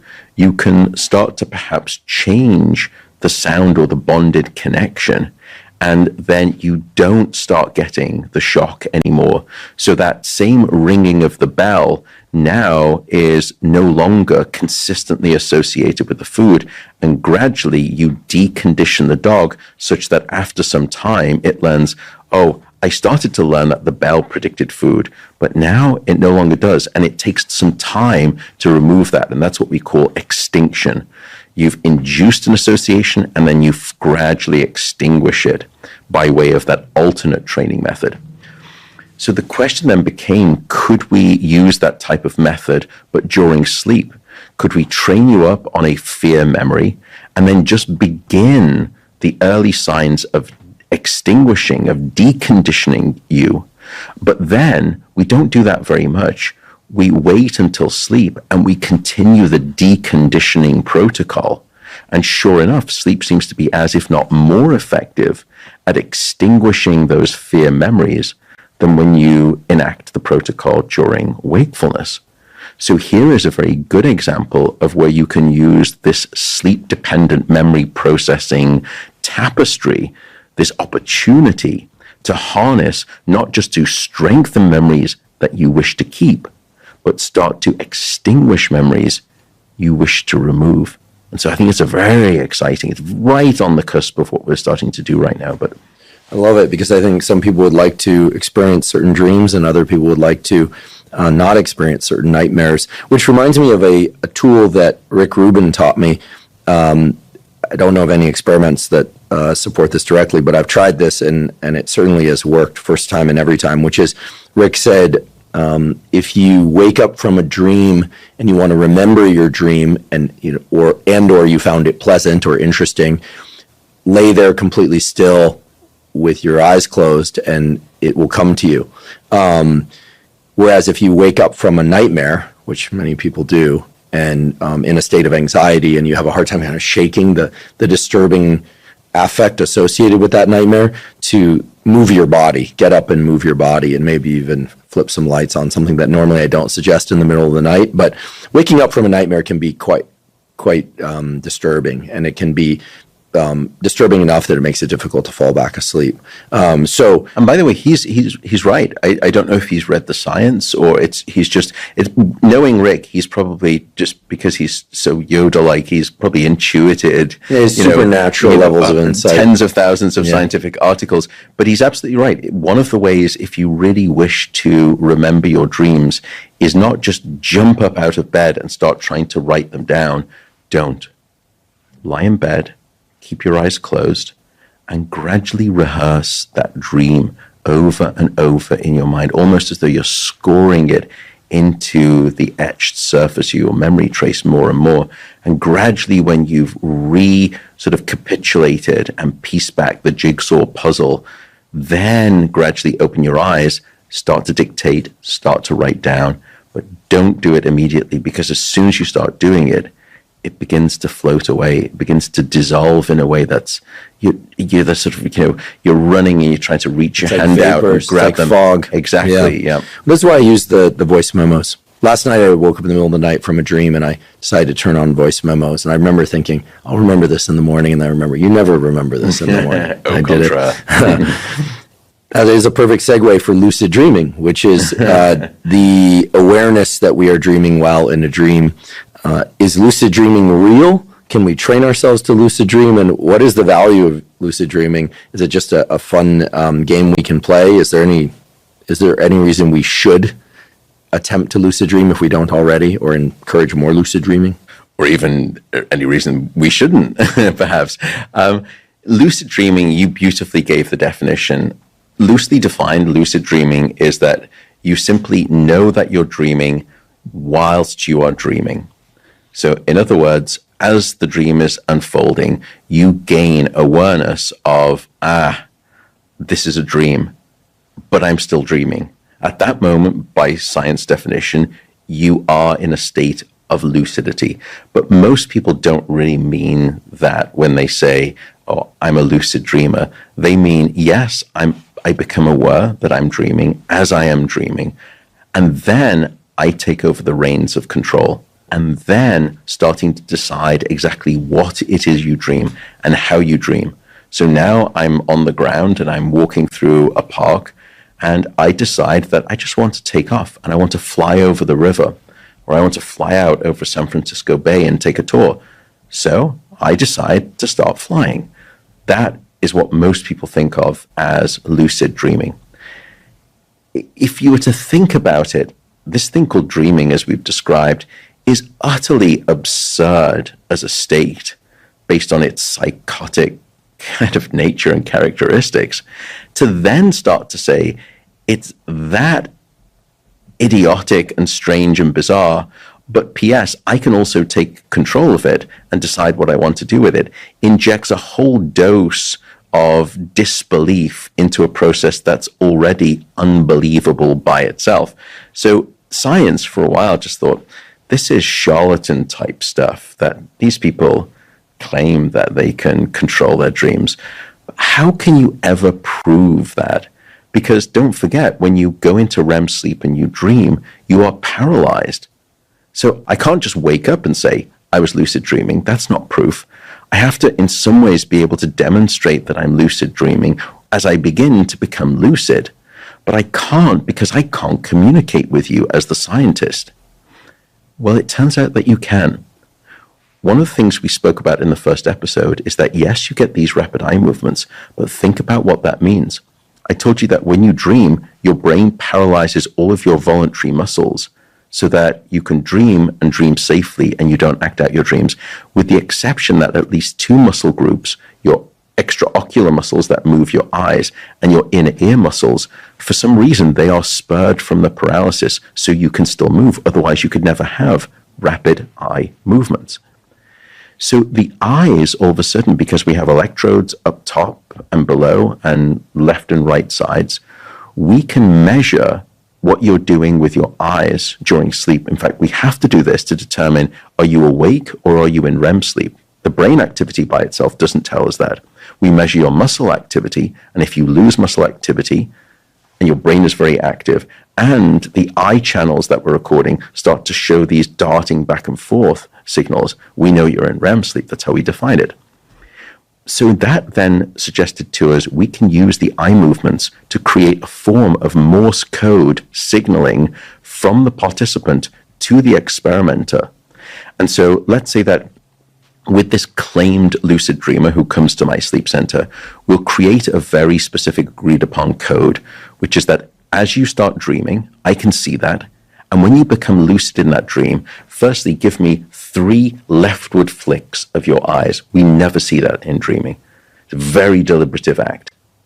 And then when you say, okay, I've started the lucid dreaming, and you've agreed with the experimenter that you're then going to start moving your hands. You're going to start to move your right hand. Well, when you start to move your right hand, give me 4 flicks to the right. And when you're moving your left hand in the dream, give me 4 flicks to the left. And so there we create this very specific instigational code. But then how does that help us? Well, we can have you sleeping in a brain scanner. And before the brain scanning session, when you sleep, I have you just go into the brain scanner awake, and I say, move your left hand, and your right motor cortex is going to be lighting up. And then I'm going to say, move your right hand, and your left motor cortex is going to be lighting up. And for you and me, I build up a very unique map of your left hand motor memory representation and your right hand motor memory representation. And if it's the left hand, as I said, it's the right side of the brain. If it's the right hand, it's the left side of the brain. So now I've got ground truth as to where your hand representation is on your motor cortex in my brain scanner. And then I'm going to put you back in the brain scanner, let you go into sleep, let you start dreaming. Then you give me 3 left flicks. Good. This person has now become lucid. And now he's doing 4 rightward flicks, which means he's clasping his right hand over and over again. And then he gives me 4 leftward flicks, which means he's switched over. He's now using his left hand in his dream. By the way, I'm looking at the participant inside of the brain scanner through the glass. And of course, they're not moving their hand. Why? Because they're paralyzed. But in the dream, they are claiming, based on their eye movements, that they are moving their hands. We bring them back out of the brain scanner and we analyze their brain scans during the period when they said, I'm moving my right hand, I'm moving my left hand. What did we see? Sure enough, we saw the same, and we being the royal we, it's a great study by a German group. Sure enough, you see exactly the same pattern. It was scientific ground truth evidence that when a lucid dreamer claims they are doing something in their dream, the brain scans that we received confirmed that indeed that's exactly what was happening. It's just that none of the signal is being sent out to the periphery, to the limbs, because there's that cut off at the spinal cord. Descending inhibition. Yeah, at the level of the alpha motor neurons of your spinal cord. Incredible. So here we are talking about lucid dreaming, which is a kind of mixed level of consciousness. Dreaming, of course, but also lucidity. That is an awareness that one is dreaming. Now, in just about every one of the 5 episodes leading up to this 6th episode in this series, you emphasize the key importance of deep sleep and rapid eye movement sleep. And in many ways, some of the problems that arise from waking up in the middle of the night too many times or being in shallow sleep as opposed to deep sleep. Lucid dreaming, it seems, is a kind of a case of light sleep because of one's awareness, or is it? So that's the first question. And then just very quickly, an anecdote. When I was a kid, I used to read these like Boys Life magazines and those kind of things. I forget what they're called, but in the back, they would have these these ads for products like X-ray glasses or or sea monkeys, which turned out to be brine shrimp. What a disappointment that was. I thought they were monkeys on the package. They were little monkeys, but they were brine shrimp. There was a product advertised that I in fact purchased, which was an eye mask that had a little blinking red light in one corner, and it said "Learn to lucid dream." And the idea was that you would put this thing on and look at the red light just prior to going to sleep. And then you go to sleep with this thing on. And then at some point in your sleep, you would see or think that you saw the red light flashing. And the idea was that because you were in the eye mask, you were in enough of a dream that you would be able to link the waking state recognition of the light, et cetera, et cetera. Okay, people get it. I purchased that product. I used it. I thought perhaps there was an effect, quote unquote, where I could lucid dream, but I wouldn't consider myself an avid lucid dreamer, although sometimes I am aware that I'm dreaming, and usually it's in pleasant dreams, in which case I'm usually like, let's keep this going. Things like flying and being, particularly talented in a sport that in my waking life I had minimal talent, things like that. Okay, so is lucid dreaming a case of shallow sleep and therefore something to avoid, or is lucid dreaming something quite different? And is there any advantage to learning to lucid dream or enhancing one's amount of lucid dreaming? And if so, how should one go about that? So I'll take the question, should you be lucid dreaming? And I think I can argue it both sides right now, and we don't have a very clear answer yet. The first side is if you take a step back and ask from an evolutionary perspective, let's assume, for want of a better word, that lucid dreaming is helpful, it's meaningful, and that we should engage in it. If that's the case, that it confers some type of evolutionary benefit, then you would expect that a lot of people would be doing it. But if you look at the statistics, somewhere between maybe just 10 to 20% of the population are natural lucid dreamers. And so from an evolutionary perspective, I could say, well, if it was so powerful, it was so meaningful, because we know everyone sleeps, and for the most part, we can say that almost everyone dreams. If that's the case, then those must clearly serve a purpose. But the fact that very few people are lucid dreamers, doesn't that tell us that it isn't necessarily beneficial? So from that perspective, I can play those numbers. There is an inherent flaw in my argument there, however, because that assumes, based on the argument I've just given you, that we have stopped evolving. And of course we have not. And so perhaps that 10 to 20% of the population who are natural lucid dreamers are at the forefront of hominid evolution. And they're the next super rate. We shouldn't be worried about AI. We should be worried about the lucid dreamers, because they're going to come and take over the world. So I can argue it from that perspective, which is just a philosophical argument. It doesn't have weighted data to it. But there is some data. Some individuals have asked the question, is there any changes to your sleep or even the benefits of sleep when you are a lucid dreamer versus not? And what's interesting is that for some papers that have been published, after nights when people report lucid dreaming, they wake up and they don't feel as restored. They don't feel as refreshed by their sleep in the morning, suggesting, just as you sort of hinted at there, that the lucid dreaming state is associated with perhaps a less deep or more shallow form of REM sleep, or a more active state of REM sleep, perhaps too active, so that it's fatiguing and depleting, and upon awakening, you don't get that memory and that body, that brain and body reset. There are, however, a few papers that have not found that result. So I think right now we don't truly know if the lucid state is associated with unrefreshing sleep and unrestorative sleep. But if that proves true, then I think that that's one argument. The other argument I would put forward against it from that perspective would be, think about what we've said regarding the functions of dreaming, memory processing, but particularly emotional therapy to gift us mental health. If we then come along and say, presumably, nature through millions of years of evolution has come up with this blueprint manifesto of exactly what should be served up on the dream menu this evening. There's a reason for that. And that reason has been sculpted over millions of years to become wonderfully optimal for us and our emotional mental health.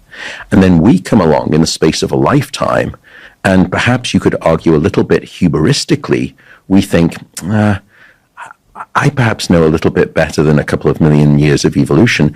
I'm going to push those things off the rank ordering chart of what gets served up into my dreams, and I'm going to supersede that and decide what I would prefer to be dreaming about. And again, I think that there's no good evidence that you could argue that that isn't true, but equally that it is true. We just don't know yet. If that is the case, that lucid dreaming does produce unrestorative sleep, in some ways it also begs the question, well, what is happening in your brain during lucid dreaming? Is there anything in your brain that would explain why you don't feel refreshed? And early studies looking at lucid dreamers, when we put them inside of a brain scanner, I told you at the start of this episode, dream sleep has a unique brain signature. Memory regions, emotion regions, motor regions, and visual regions, they're all lighting up. But then there's this one part of your brain that does the opposite, which is the lateral left and right sides of your prefrontal cortex, the logical, rational, thinking, controlling regions of your brain. Those go offline. But early studies demonstrated that the activity, including the electrical activity over those frontal regions, would be down as you were in non-lucid dreaming. But then when people rise back up and said, now I'm lucid dreaming with those leftward flicks, that activity was brought back online, which makes a lot of mechanistic sense, which is all of a sudden the part of your brain that prevented you from having rational, logical control has been re-engaged, and as a consequence, you yourself can re-engage in volitional dictation of the outcome of what you're dreaming. Some studies, however, have not replicated that finding, because when they looked at it and they took out some sort of what we call these covariates or these confounding factors, and I can bore you with what that principally is, it removed that result, and all of a sudden the prefrontal cortex went back to seemingly being non-active. They did find an alternate result. What they found is that the electrical activity of the brain when you go into a lucid dreaming state seems to be a bit more frenetic, a bit more active versus non-lucid dreaming states of electrical brain activity. And if that's the case, if the cortex, which is already active, is forced to become even more frenetically active when you are in this lucid dream state, is that part of the reason that when you wake up from the lucid dreaming and you go about your day, your brain just doesn't seem to be at the same operating ability because it's been fatigued above and beyond? It's like saying I do a standard workout and I always go to, 1 or 2 reps before failure. But now as I'm lucid dreaming, I am constantly going to complete muscle failure. And then the next few days, if you go and do a workout, and I've been listening, you and I have been trading workouts, I don't want to do an Andrew Huberman workout. Trust me. This man is. Mine are short and sweet. We'll work out at some point together, but it's almost as though then no big surprise that after you do a legs day, if I were to wake you up the next day and say, you're back doing legs, you say, I can't do that. Not the next day. I'm toast. I'm host. My legs are done. And that's what we think could perhaps explain why you get that fatigue. Does that make some sense? It makes very good sense. And, in the absence of better language to put to it, I've long thought that one of the best things about sleep is that we are not engaging our frontal cortex that much in sleep. Yeah. And as we talked about in an earlier episode, the frontal cortex during waking is responsible for things such as the suppression of reflexes. I mean, it has to do that according to context of a situation. It's a lot of work. And the frontal cortex does a great number of other things as well. But I think one of the most wonderful things about sleep is that we get release and a break from all of that analysis of duration, path, and outcome. How long is something going to take? What path do I need to take in order to get there? What's the outcome going to be? All that analysis of things past, present, and future. It's work. It's mental work. And I think that if you tell me, and I think you just did, that lucid dreaming involves any kind of encroachment of duration, path, outcome type of analysis into my sleep, my personal preference is going to be to not lucid dream. I'd rather just have very robust, perhaps, dreams of different kinds and try and make sense of them once I wake up. It's so tempting, though, isn't it? Because like you, I've had those experiences. I remember an amazing dream where I was snowboarding, and I am a below average snowboarder. And all of a sudden, I was just taking jumps, and I was doing all sorts of X game. You're Shaun White. I was, it was unbelievable. Yeah. And I felt and I was so happy in the moment. And I remember waking up and just thinking, firstly, I'm sad I'm waking up. Right. And second, that was sublime. And all I want to do tomorrow night is go back, and now I'm going to switch my snowboard out for a dirt bike. And I'm going to do the dirt bike X Games version of it. I'm going to be doing all sorts of Superman. Can't get greedy with Mother Nature. I know. She body slams you. I get it. I know if people out there are enjoying it or wanting to do that. And by the way, I didn't answer, I'm so sorry, your red light question, which is, if you wanted to do it, how can you do it if you're not doing it already? There are, in fact, 2 scientific methods that have been developed. One of them actually has a vague whiff of relationship to the light device, although that's one of those things where if a friend sent it to me, or a random person said, "Oh, Dr. Walker, I've seen this in the back of a magazine. Do you think it works?" I would just say, please go and spend your $199 on something that is going to be... Yeah, I think I was about 11 or 12 years old. I think it cost something like, I don't know, $10.99 or something, which at the time for me was a lot of money. But I had a paper route. I had a paper route back then, and I had a little bit of a dispensable income. But it was cool because it was probably one of my first experiments. I've been running experiments since I was a kid, but I think self-experimentation can be fun, provided it's safe. And you can see that. But sorry, coming back to your red light, the 2 methods, one of them is something called the MILD technique, which stands for the mnemonic induction of lucid dreaming, MILD. Mnemonic just meaning a memory-based technique. Induction, obviously what we're trying to induce something. And what is it? We're trying to induce lucid dreaming.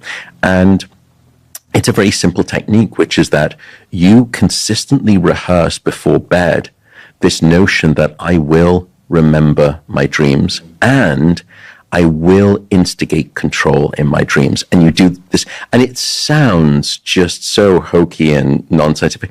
Sure enough, you do this over and over again. The probability that you will lucid dream increases. I think the better one, and maybe the more effective one, is called the reality testing method. And it was probably made famous in a brilliant movie. If you haven't seen it, everyone should watch it. It's called Waking Life.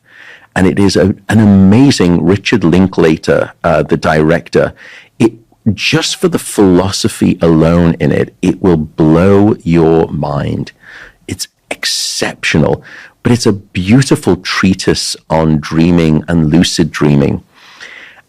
And in that, they describe a method where during the waking day, you are constantly, perhaps you can set an alarm, and you're constantly reminded to go over to, let's say, the wall and flip the light switch on and off, on and off, on and off. And sure enough, what happens? The lights go on and off. Why? Because it's the real world, and it complies and it's complicit with the laws of physics. So you do this time and time again, and you start to train yourself that at unique moments throughout your waking experience, you always go over and you test some version of reality. Or it could just be, I'm going to press my hand into something solid, and this table is resisting my hand right now as I'm pressing it. And I just keep doing that. And then at some point, it becomes routine enough that you start to do that same thing when you are dreaming. But now, when I press my hand against the table or press my hand against the wall, my hand goes straight through the wall. or I flip the light switch on and off, and the lights do nothing. And all of a sudden, that's my cue to say, I'm not awake, am I? I'm dreaming. And therefore, at that point, I gain lucidity, and it increases the probability. So those are the two methods that people have used. And statistically, scientifically, they do seem to have some degree of success. I love it. I love it. I personally am going to opt to not encourage lucid dreaming because I'm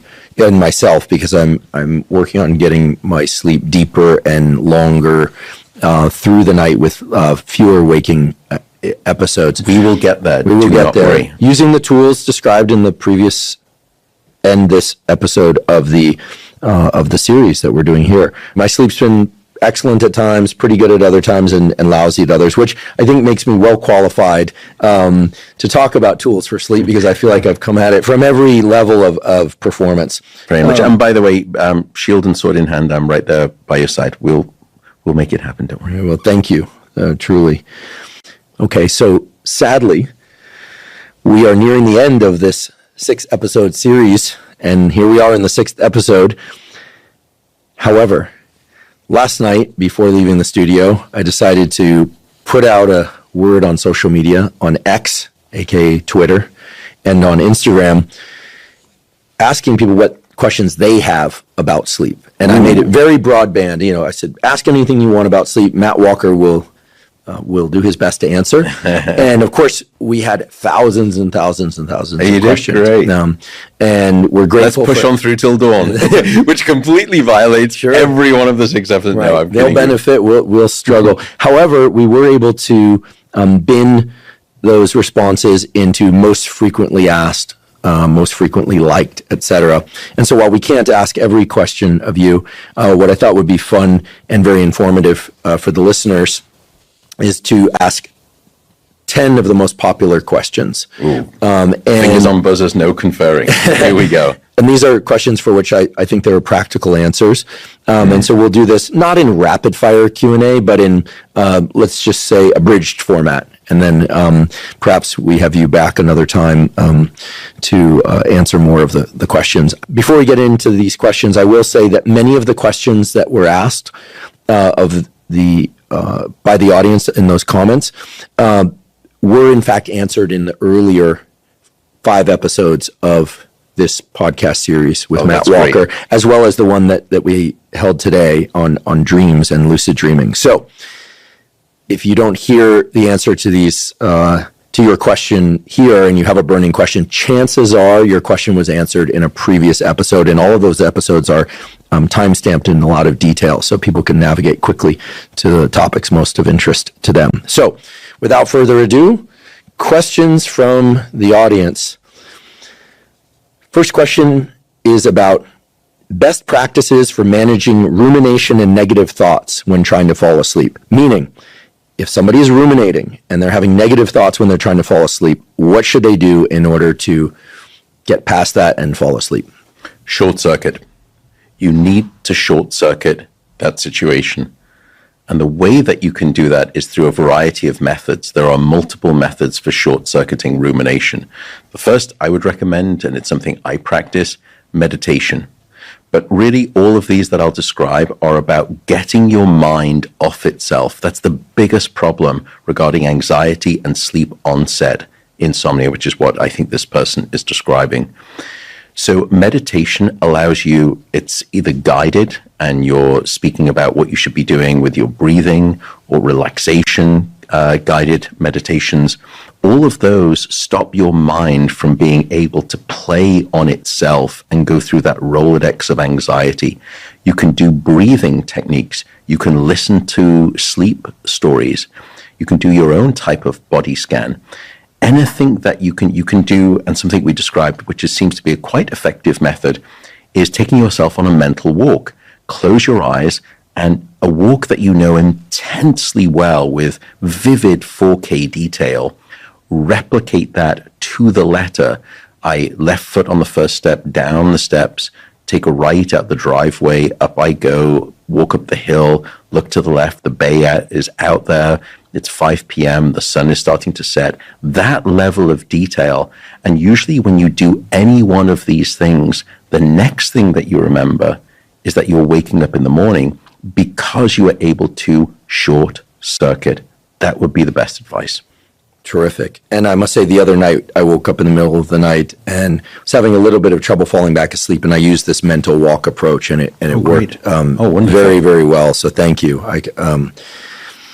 The next question is, what is the best position to sleep in, best body position? Best body position is probably the absence of the worst. That would be your back. And it's ill-advised mostly for people who snore. When you are on your back, the likelihood of you snoring and that airway collapsing entirely and you having what's called a hypoxic event where you stop breathing entirely is significantly higher than if you sleep on your side or on your front. So I would say that for most people, if you know that you don't snore, if your partner says, I don't hear you snoring, that's partial confirmation that you do not snore.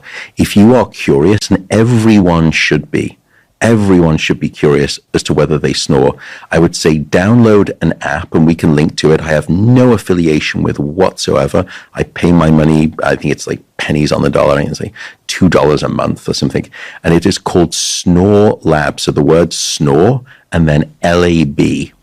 And you download it, and it's an app, and it is something that you install on your phone, and then you say start recording, and you place your phone face down, and it listens to you all night, and it records your breathing. Nothing more. Can't know what you're doing or saying. Don't worry, there's privacy. But it assesses your breathing. And then it will show you a distribution of your snoring throughout the night. And it categorizes that snoring from quiet, no snoring, to mild snoring, to moderate, to epic. And it literally is like a Richter shock, and you will see very clearly if you are snoring or not. Worse still, and impactful most, is that you can go to those spikes when you are snoring and you can replay it. And it is quite frightening to hear yourself struggling for breath. If you see a confirmation of snoring by way of that Snore Lab, go and see your doctor. That is the best advice. 80% of people who have sleep apnea or snoring or cessation of breathing are undiagnosed right now, and it will take years off your life. And when you get treated, it is transformational. A patient once told me, when I got treated with my sleep app device, I felt like I was 10 years younger. It was almost as though, and I'll remember it to the day I die, it was almost as though someone came along and wiped a fogged glass clear, and I could finally see. That was the transformation. So my advice is, if you think you are snoring, stay away from back sleeping. From sleeping on your back. From sleeping on your back. Mm-hmm. And even if you don't suspect you are a snorer, just download this app. You get a couple of nights for free. Just do it for a couple of nights consistently and then ask. Also, by the way, if you take on board alcohol and you have mild snoring, it is very clear. I would be highly surprised if on the nights that you drink, you don't get a significant increase in your score of snoring. Terrific. The next question is, why does my body wake up at 3:30 a.m., and I'm presuming their mind as well, no matter what time I go to sleep? So to that question, and we will have spoken about this before, my first response is, how do you know it's 3:30? And their response is, because I look at the clock. That's the first problem. Take all clock faces away from your sight when you are sleeping. It is only going to reinforce it. The second is that 3:30 can sometimes, or if it's a consistent time, there's no sort of special thing about 3:30, it's just for this person. People wake up at very specific times, quite reliably so. Part of that is because they're going through very reliably timed sleep cycles. And every time we finish a REM sleep period, we wake up. But it's normally very brief, and the reason is because we've been in paralysis and the body needs to move. So we wake up, we make a postural shift, we move in our bed just slightly, and then we go back to sleep. It happens to us all. For some of us, we will wake up and then we will stay awake. And that's why it seems to be so religiously timed to certain specific moments in our night. But this other sort of individual mentioned, no matter what time I go to bed, I seem to always wake up there. That to me smells of a suggestion of reinforced learning, that you've woken up a couple of times, you've checked the clock, and now you have taught your brain very quickly that I always wake up at 3:30 in the morning. And lo and behold, what happens is that you start to do that more frequently. The more frequently it happens, the more times that you check, the stronger that memory association becomes, the more likely it is to happen. Remove the clock face from the bed. Room. Terrific. Can we bank sleep or catch up on lost sleep? It's a great question. You can and you cannot bank sleep, and it is directional. So what we found is that for certain things, such as, let's say, an immune vaccination or learning and memory, if you are sleep deprived, let's say the night after learning a specific task, and lots of people have done this. So you are deprived the first night after learning, and that first night we know is critical for consolidating and saving those memories. But then the next day, I don't test you in the way I would normally do. Instead, I give you a full recovery night of sleep, or maybe I give you 2 full recovery nights of sleep, and then I test you. Do you show any evidence of a memory consolidation benefit? And the answer is no, you don't. In other words, if you don't sleep the first night after learning, you lose the chance to consolidate those memories. So there, sleep in that sense is an all or nothing phenomenon. If you don't snooze, you lose in that regard. And there are other examples of that downstairs in the body. That is what happens when you go into a debt and then you try to pay it back with later credit and it fails. You can't seem to do that with sleep. So in that sense, sleep is not like the bank in that direction. You can't accumulate a debt and then, let's say, at the weekend, after short sleeping during the week, see if you can pay off that debt at some later point in time. It doesn't work like that. So, for example, if I deprive you, Andrew Huberman, of sleep tonight, let's say it's an 8-hour opportunity, and then tomorrow I give you all of the recovery sleep that you want, and then on a second night, third night, fourth night, do you sleep longer those subsequent nights? Yes, you do. But you only sleep back about 50%, about 4 extra hours. In fact, if you look at the data, it's usually less. It's usually around 2, so only about 25% of the 8 hours that you lost. So you are always running a debt. And if that's the case, if you can't truly pay back your sleep debt and you're constantly running that short sleep cycle, it's like compounding interest on the loan. It just escalates dramatically. And that's why I think we see that short sleep really does predict ill health outcomes and more an early mortality the later and later in life that you go. However, there is a different form of sleep banking. I told you that here you're going into a debt and you're trying to pay it off with credit later. What if you had the inverse? Let's say that you are a doctor or a nurse, or you are working in the emergency services, and you know that you have 2 nights where you're on nights and you're going to be probably very busy, and you're not going to be sleeping well for the next 2 nights, and that's going to be next Monday and Tuesday, and I'm currently on Wednesday in the week prior. There is something that has been demonstrated called sleep banking, which is where I know I'm going to go into debt, so I sleep longer and I create credit to begin with, and then I spend that credit as I go into debt, and it seems to lessen the impact of that debt. It doesn't remove the impact entirely, but it does lessen it. So here it's the inverse. I'm not going into debt and then trying to pay it off later. I build up credit, and then I can spend that credit with debt. So there is a form of sleep banking that seems to be present, but it's not the sleep banking that most people think about. Does that make? I know it's very confusing, but I tried to be clear about that. You made it very clear that you can buffer some of the sleep loss that you anticipate, but there's no retroactive saving of what you lost. That's right. What are some of the best practices for getting back to sleep after waking up in the middle of the night? There, I would say there are several things. First, don't try too hard, because trying to get back to sleep and become frustrated is very much like trying to remember someone's name. Sleep is just like this, that the harder you try, the further you push it away. And as soon as you stop, all of a sudden that name just pops back into your head. And it's the same way with sleep. Now, previously, I've said you don't want to spend a lot of time awake in bed because you learn the association that your bed is the place of wakefulness. And every time you come in at night, you're always wide awake and you don't know why, despite having fallen asleep watching television just 20 minutes earlier.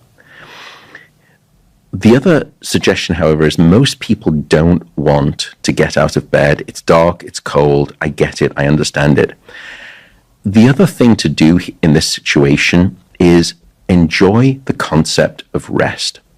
So wouldn't it be wonderful if in the middle of your working day, someone said, look, just come away from your desk now, and here is a beautiful, calm bedroom. It smells very nice, nice dim light. I would like you to lie down. No need to fall asleep. Don't fall asleep. Just lie down on the bed or on the couch and just rest. For the next 30 or 40 minutes, just have a wonderful, good old rest. That sounds lovely. And if you are struggling to fall back asleep and you've listened to me and the idiocy of what I've been describing over the past 6 episodes, you could start to get very stressed and say, gosh, well, sleep is doing this and this and this, and I'm now, and it's been 20 minutes and I can't fall back. You just get more and more stressed. Instead, take a different approach at that point. Instead of, for all the techniques that we've spoken about, getting your mind off itself, and we list them just now, and we've listed them in a previous episode, if none of those are working and you just can't catch it, don't worry. Just say to yourself, you know what? Tonight is not my night. And he told me it's okay. And it really is. It's fine. Tomorrow night is going to be a better night. Tonight, instead, rather than trying to force myself to sleep, I'm just going to lie here, maybe with my eyes open. I'm just going to rest. I'm just going to enjoy and not stress. I'm just going to enjoy a good old rest in my bed. And once again, the next thing that happens is that the sun has emerged. It's bright in your room, despite the blackout curtains, and your alarm is going off, because as soon as you relaxed out of the state of trying, sleep came back in a resplendent way. Terrific. Someone asks, quote, I used to be a great sleeper, but as I've gotten older, and then they mention that they're 65 currently, I find that I wake up much earlier than I did previously, and it's difficult for me to get more than 6 hours of sleep. What do you think is going on, and what are some remedies? The first question I would want to ask is, how do you feel on 6 hours of sleep? And we can go from there. If you are impaired and you're struggling during the day, and this person sounds as though they are unhappy with that 6 hours, then we can start to have a conversation. What would that conversation sound like? I want to understand perhaps the reason that you can't get back asleep. And we'll begin these techniques that we've spoken about for trying to get back to sleep. Let's say that you've gone to bed at 10 and you normally would like to wake up at 6, but you're always waking up at 4 and there's just nothing you can do. At that stage, you just don't feel the sleepiness over you, weighing you down. And there's no amount of these methods are going to help you. You just have to get up. We see this a lot in older adults. Sleep late in the night is very fragile. Much greater probability of them waking up in the second half of the night and the last quarter. It's also miserable because most older adults, their circadian rhythm shifts earlier. I told you that as we go through our teen years, our circadian rhythm shifts. It gets sort of pushed into the future, and we like to go to bed much later and wake up much later. And then into older adult, sort of into, well, adulthood, it drags back a little bit and we find our sweet spot. But then as we get older, it starts to regress back to what happened when we were children. We want to stay up late, but we can't. We go to bed so early and we wake up early. Some regression happens as we get older. By the way, it's the reason that there is the quote-unquote early bird special in Florida, where a lot of people retire. It's the early bird special because most people are to bed by 9 p.m. and they want to be starting to eat at 4 p.m.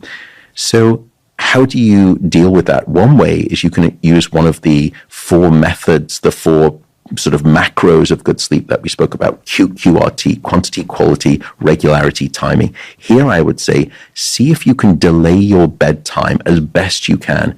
If your bedtime is 10 and you're normally waking up at 6, but you're consistently waking up at 4, start trying to go to bed at 11 p.m. Push as hard as you can until you are so sleepy you sleep. And then it will take a couple of days to build up that sort of remembering from your brain and the debt that to begin with, you'll go to bed now at 11 and you'll wake up at 4 again and things are even worse.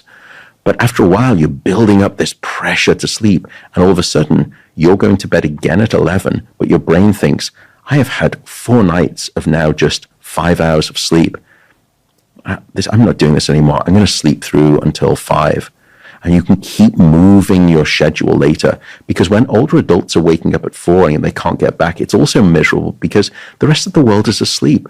And the people they want to engage with, have a social life, call the kids, speak with their grandkids, they can't do any of that. So it's a very difficult situation. If those things don't work, you can also speak to a board-certified sleep medicine clinician. CBTI, cognitive behavioral therapy for insomnia, which we've spoken about in this episode, is also effective for older adults to help them stay asleep. If that doesn't work and you don't like to think about a psychological treatment, there are some medications. People think I'm probably a bit anti-medication because I've been very vocal about classic sleeping pills. But there are some sleeping medications that I think do show promise. I'm not anti-pharmacology by any means. One of them that's been shown to be effective for older adults is something called doxepin. And trazodone too, although there's some sort of pushback a little bit by the community against trazodone. And there's a new class of drugs that we've spoken about in a previous episode called the DORAs, the dual orexin receptor antagonists, DORA. So I've spoken about 3 there: trazodone, doxepin, the DORAs. By the way, I'm a scientist, not a medical doctor. This is scientifically descriptive, not medically prescriptive. Trazodone has perhaps been used more so, if anything, to help people who struggle to fall asleep. Doxepin, if you look at the data, is a medication that's much more helpful for keeping people asleep, and including and especially, it seems, for older adults. And there, it's lower dose doxepin. I think if you look at the data, 3 milligrams and 6 milligram doses have been effective. You can get it in pill form, although usually not in those doses, and you have to end up cutting pills in half because it comes in 12 milligrams. There is a liquid solution that is provided, and there I think the standard dose starts at around 0.5 milliliter, so you get a little syringe, and it's a 1 millimeter syringe, and you suck up that 0.5 milliliter, and then you just put it in a drink in the last half an hour before bed. It's tasteless, and it helps you stay asleep. So there are a variety of different things you can do. Just go try for rest and just give yourself the chance. Push your bed to a later time point. You can also try cognitive behavioral therapy for insomnia, and you can speak with your physician about some sleep medications. Terrific. There were a good number of people that asked about sleep and menopause. One question was, quote, "Since entering menopause, I have not gotten a good night's sleep in years." I think this question dovetails with the previous question. I mean, it could be age-related, right? Could be directly related to menopause. So are you aware of any specific treatments that you haven't covered in the course of this Q&A that are unique to menopause? I think the answer you just gave to whomever asked the question about, how to get more sleep or better sleep as one has gotten older should probably handle the answer to this question. But what of the menopause specific requirements for getting better sleep? It is a huge problem in premenopausal and perimenopausal women, and of course women going through menopause. It's principally because of what we call the vasomotor symptoms of menopause, which is to say these hot flashes where you just get sort of really, for the body at least, quite extreme increases in temperature. You get so hot, and don't forget in our episode 2, we spoke about how you need to regulate temperature, and there's a very beautiful and complex relationship between temperature and sleep. And we said you need to stay cool to stay asleep. But here is a situation where when you're asleep, you're not staying cool, you're doing the opposite, you're getting warm. And that is the adversarial thermal situation for staying asleep. And so individuals wake up and then they struggle to get back to sleep.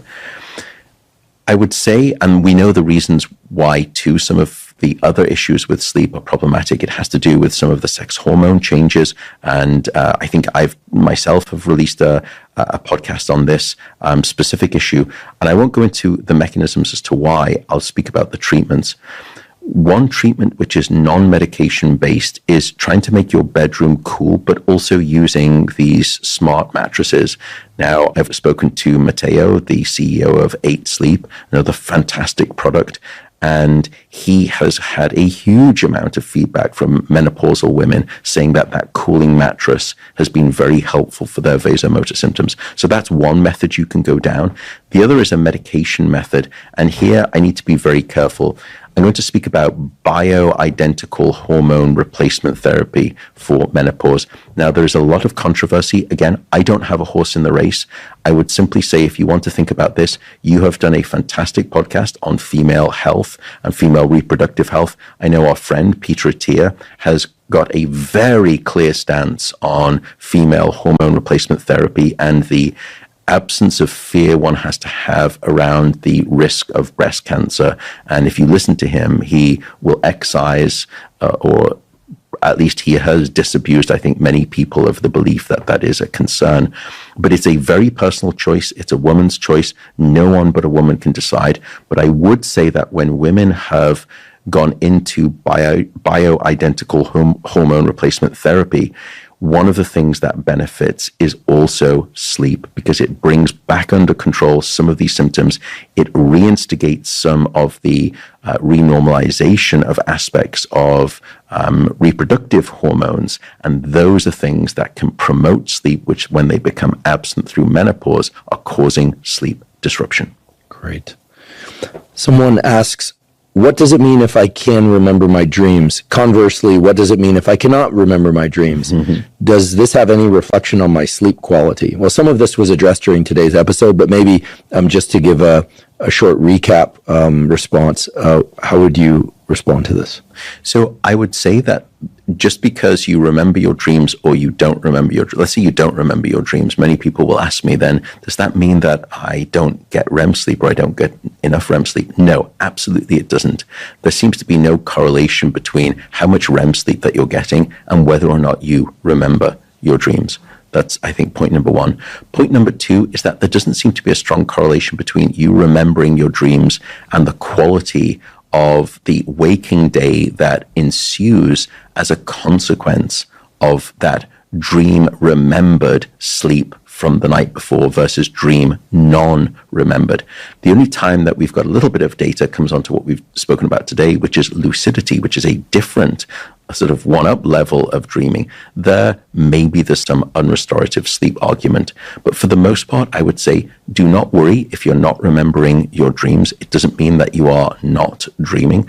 By the way, I've got a wacky theory. It doesn't mean that you are also not storing those dreams and being influenced by them. There is something called implicit memory, and it was long sort of held, these versions of you go into a movie theater and for very brief milliseconds of periods of time, you're shown images of Pepsi cans or Coke cans. And then during the intermission, you track people's purchasing of soda. And sure enough, they will buy more Pepsi if they get flashed So we can actually embed implicit information into people and it changes their behavior.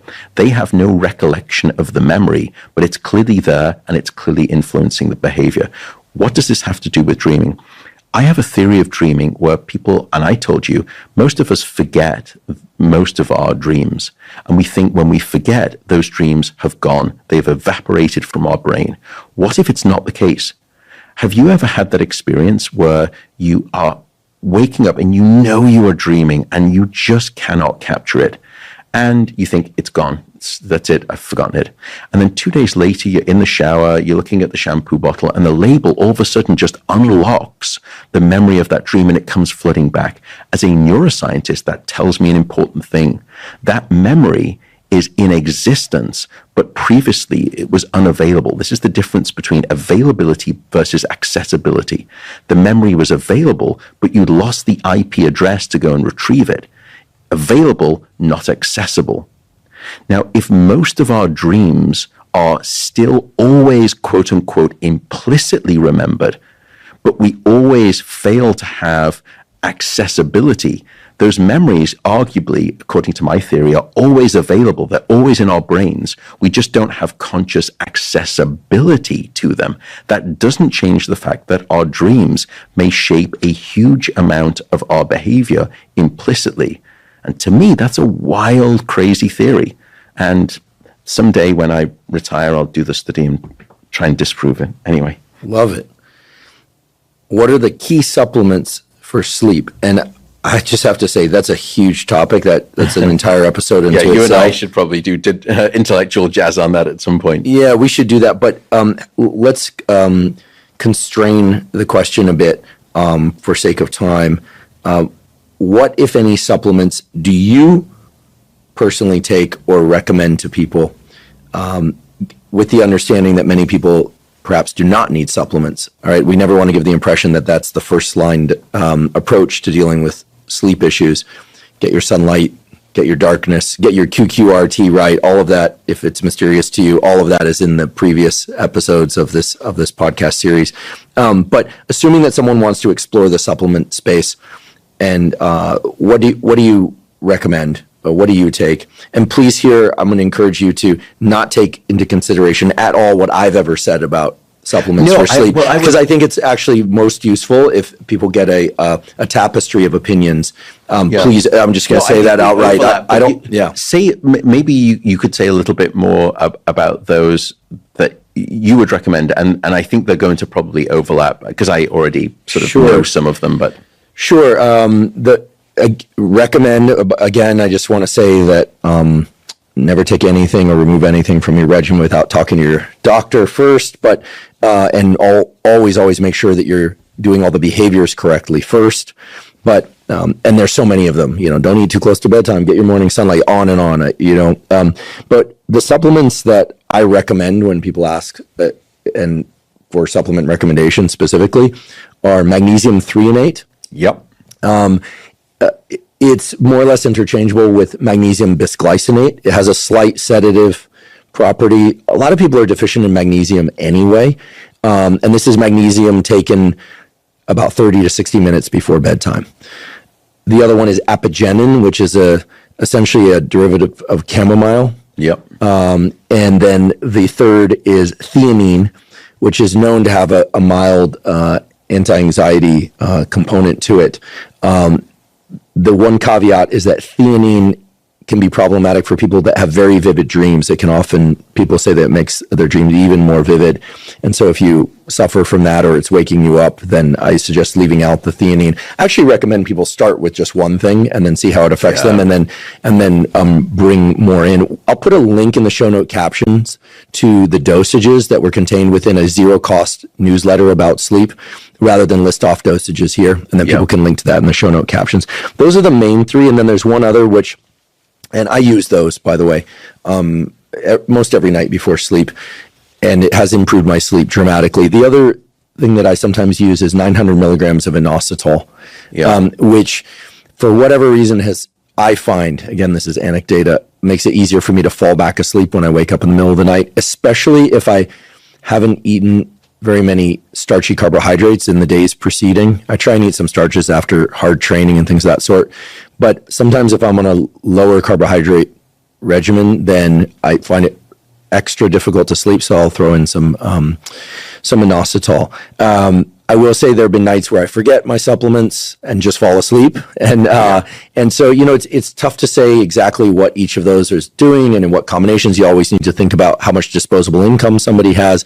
Again, get your behaviors right, get the do's and don'ts that Matt described during the course of this podcast series right, and then consider supplementation. But yeah, that's pretty much what I rely on. Yeah, I like what you're saying, both the philosophy of it too, because the things that we've spoken about, the QQRT and all of the different methods, they are a log order magnitude greater in terms of how they will course correct your sleep than probably any supplement effect that I know of. Absolutely. But to go back to your MAG-T, mag-threonate, I think there is some evidence, definitely interesting evidence. It was more so in older adults, and they were able to show increases in the total amount of deep sleep. I think it was somewhere around about 15 to 20%, although that's the relative percent difference. If you look, I think it was only about 6 or 7 minutes of total deep sleep. But there is some evidence there. The evidence, by way of, you've heard the story of that magnesium is good for sleep. It's principally derived from evidence of people who are magnesium deficient, and when you make them magnesium normative, they start sleeping better. That's a very different question than saying, I am magnesium normative, I am in normal ranges, and then I add to it, how do I expect any greater benefit? That's like me saying, you're at an oxygen saturation of 99.9, and I'm going to give you pure oxygen. It's not going to move you above 100. You're already at ceiling. Whereas if you are at 85% and I give you oxygen, you're going to get a lovely benefit from that. So, but I like mag-threonate because it is, based on the evidence, the only one that does cross the blood-brain barrier. People have said, well, then why do I get a benefit from things like the other one that I would speak about is probably slow mag, because it can be tough on some people's tummy, and it's a coated form of magnesium. That doesn't necessarily cross the blood-brain barrier, but magnesium, I would say, if want to focus on, would maybe be magnesium chloride. That seems, maybe Peter Attia has released a podcast on this too. That seems to be, I think, an effective one for bioavailability. But if it doesn't cross the blood-brain barrier, how can it be affecting sleep? Because sleep is of the brain, by the brain, and for the brain. One of the reasons is because of muscle relaxation. So if you're too tense in your body, it feeds signals of stress to your brain. And if you're stressed, as we've spoken about, you're not going to sleep well. So I think there could be indirect effects of forms of magnesium that do not cross the blood-brain barrier. Again, assuming that you are magnesium deficient. I think apogenic chamomile has some good evidence. Valerian root, unfortunately, if you look at the data, it doesn't seem to hold up in terms of any sleep benefit whatsoever. Probably two that I would add to that list. The first is glycine. And here we're talking about doses of maybe 1.5 to 2 grams of glycine. Has quite a reliable, robust literature. Now, it's not randomized controlled trials of a level of a drug, because these are supplements. You don't get those studies, but it does seem to have quite a reliable benefit based on what I've seen in the literature.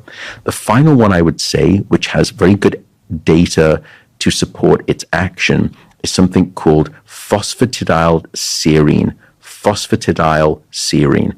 And again, I've got no association with any supplement company whatsoever, but this has been reliably demonstrated to tamp down the cortisol response. Now, that data, you've got to be careful. If you look at it and read the studies, which I have, it's principally in athletes, and they use an athletic performance intervention to brute force cortisol to go up. And then they use this medication and it brings it back down, but it is reliable. I bring this up because we spoke about in one of our episodes, insomnia patients, as they're trying to fall asleep, cortisol is coming down just like it is in all healthy people, and it drops low just as we're about to fall asleep. But in insomnia patients, it spikes back up again, and then it does in the middle of the night. So here's a medication that one could try to tamp down that cortisol specifically as you're going into sleep, and that may be of help too. So those are the only two that I would give, with the same caveat that get everything else straight. Stop worrying about buying supplements and thinking it's going to be a quick fix. Get the basics in place, and then we can think about fine-tuning you for the final couple of percent optimization that you get from supplements. Terrific answer. The final question of this sixth and final episode of this podcast series on sleep with Dr. Matthew Walker. I'm so sad. I don't want to leave. I don't want to stop speaking about sleep. Well, we can always do another. I would love to. If the literature changes, it evolves, we can do another and another. Is the following. If you could give just one tip for getting better sleep, what would that be? Regularity. Just keep things regular. If you get regular sleep, a lot of things will start to take care of themselves. And after that, if they don't, we'll have another conversation and we'll go back to the other three keys, the other three of the four macros of sleep: quantity, quality, and regularity, as I've spoken about, and timing, and then all of the other protocols that we've mentioned. But start with regularity, get that straight. And I would also say your timing too, the R and the T of QQRT. Figure out your chronotype, get good with your chronotype as best you can, and then get regular. If you do those two things, sleep in synchrony with your chronotype rather than against it, and you are being regular weekdays and weekends, you will get a long way to getting better sleep. Fantastic. Well, I'll put one in. If you could give just one tip for getting better sleep, what would it be?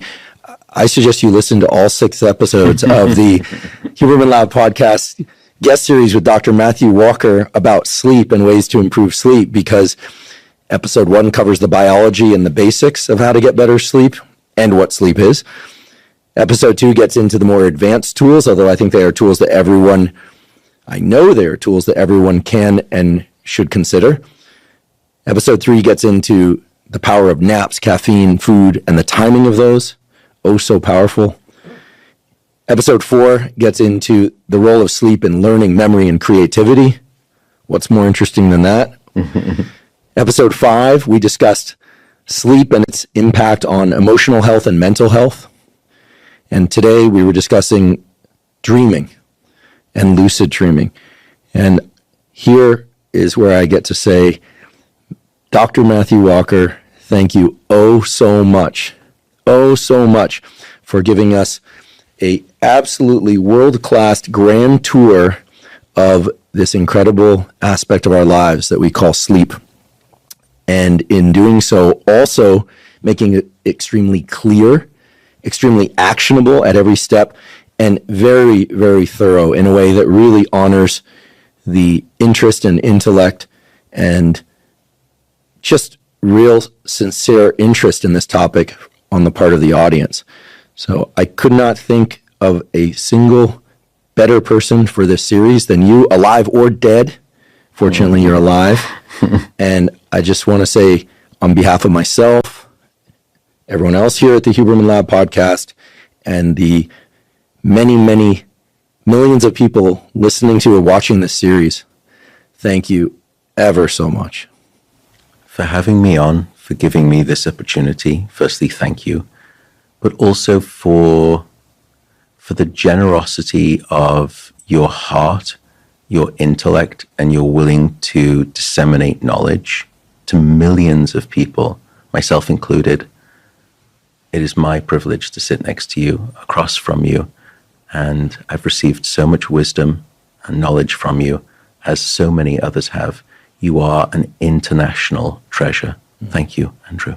Well, thank you. I'll try and take that in. I'm grateful for you being a colleague and a friend. And my favorite sign-off with people I love is more soon.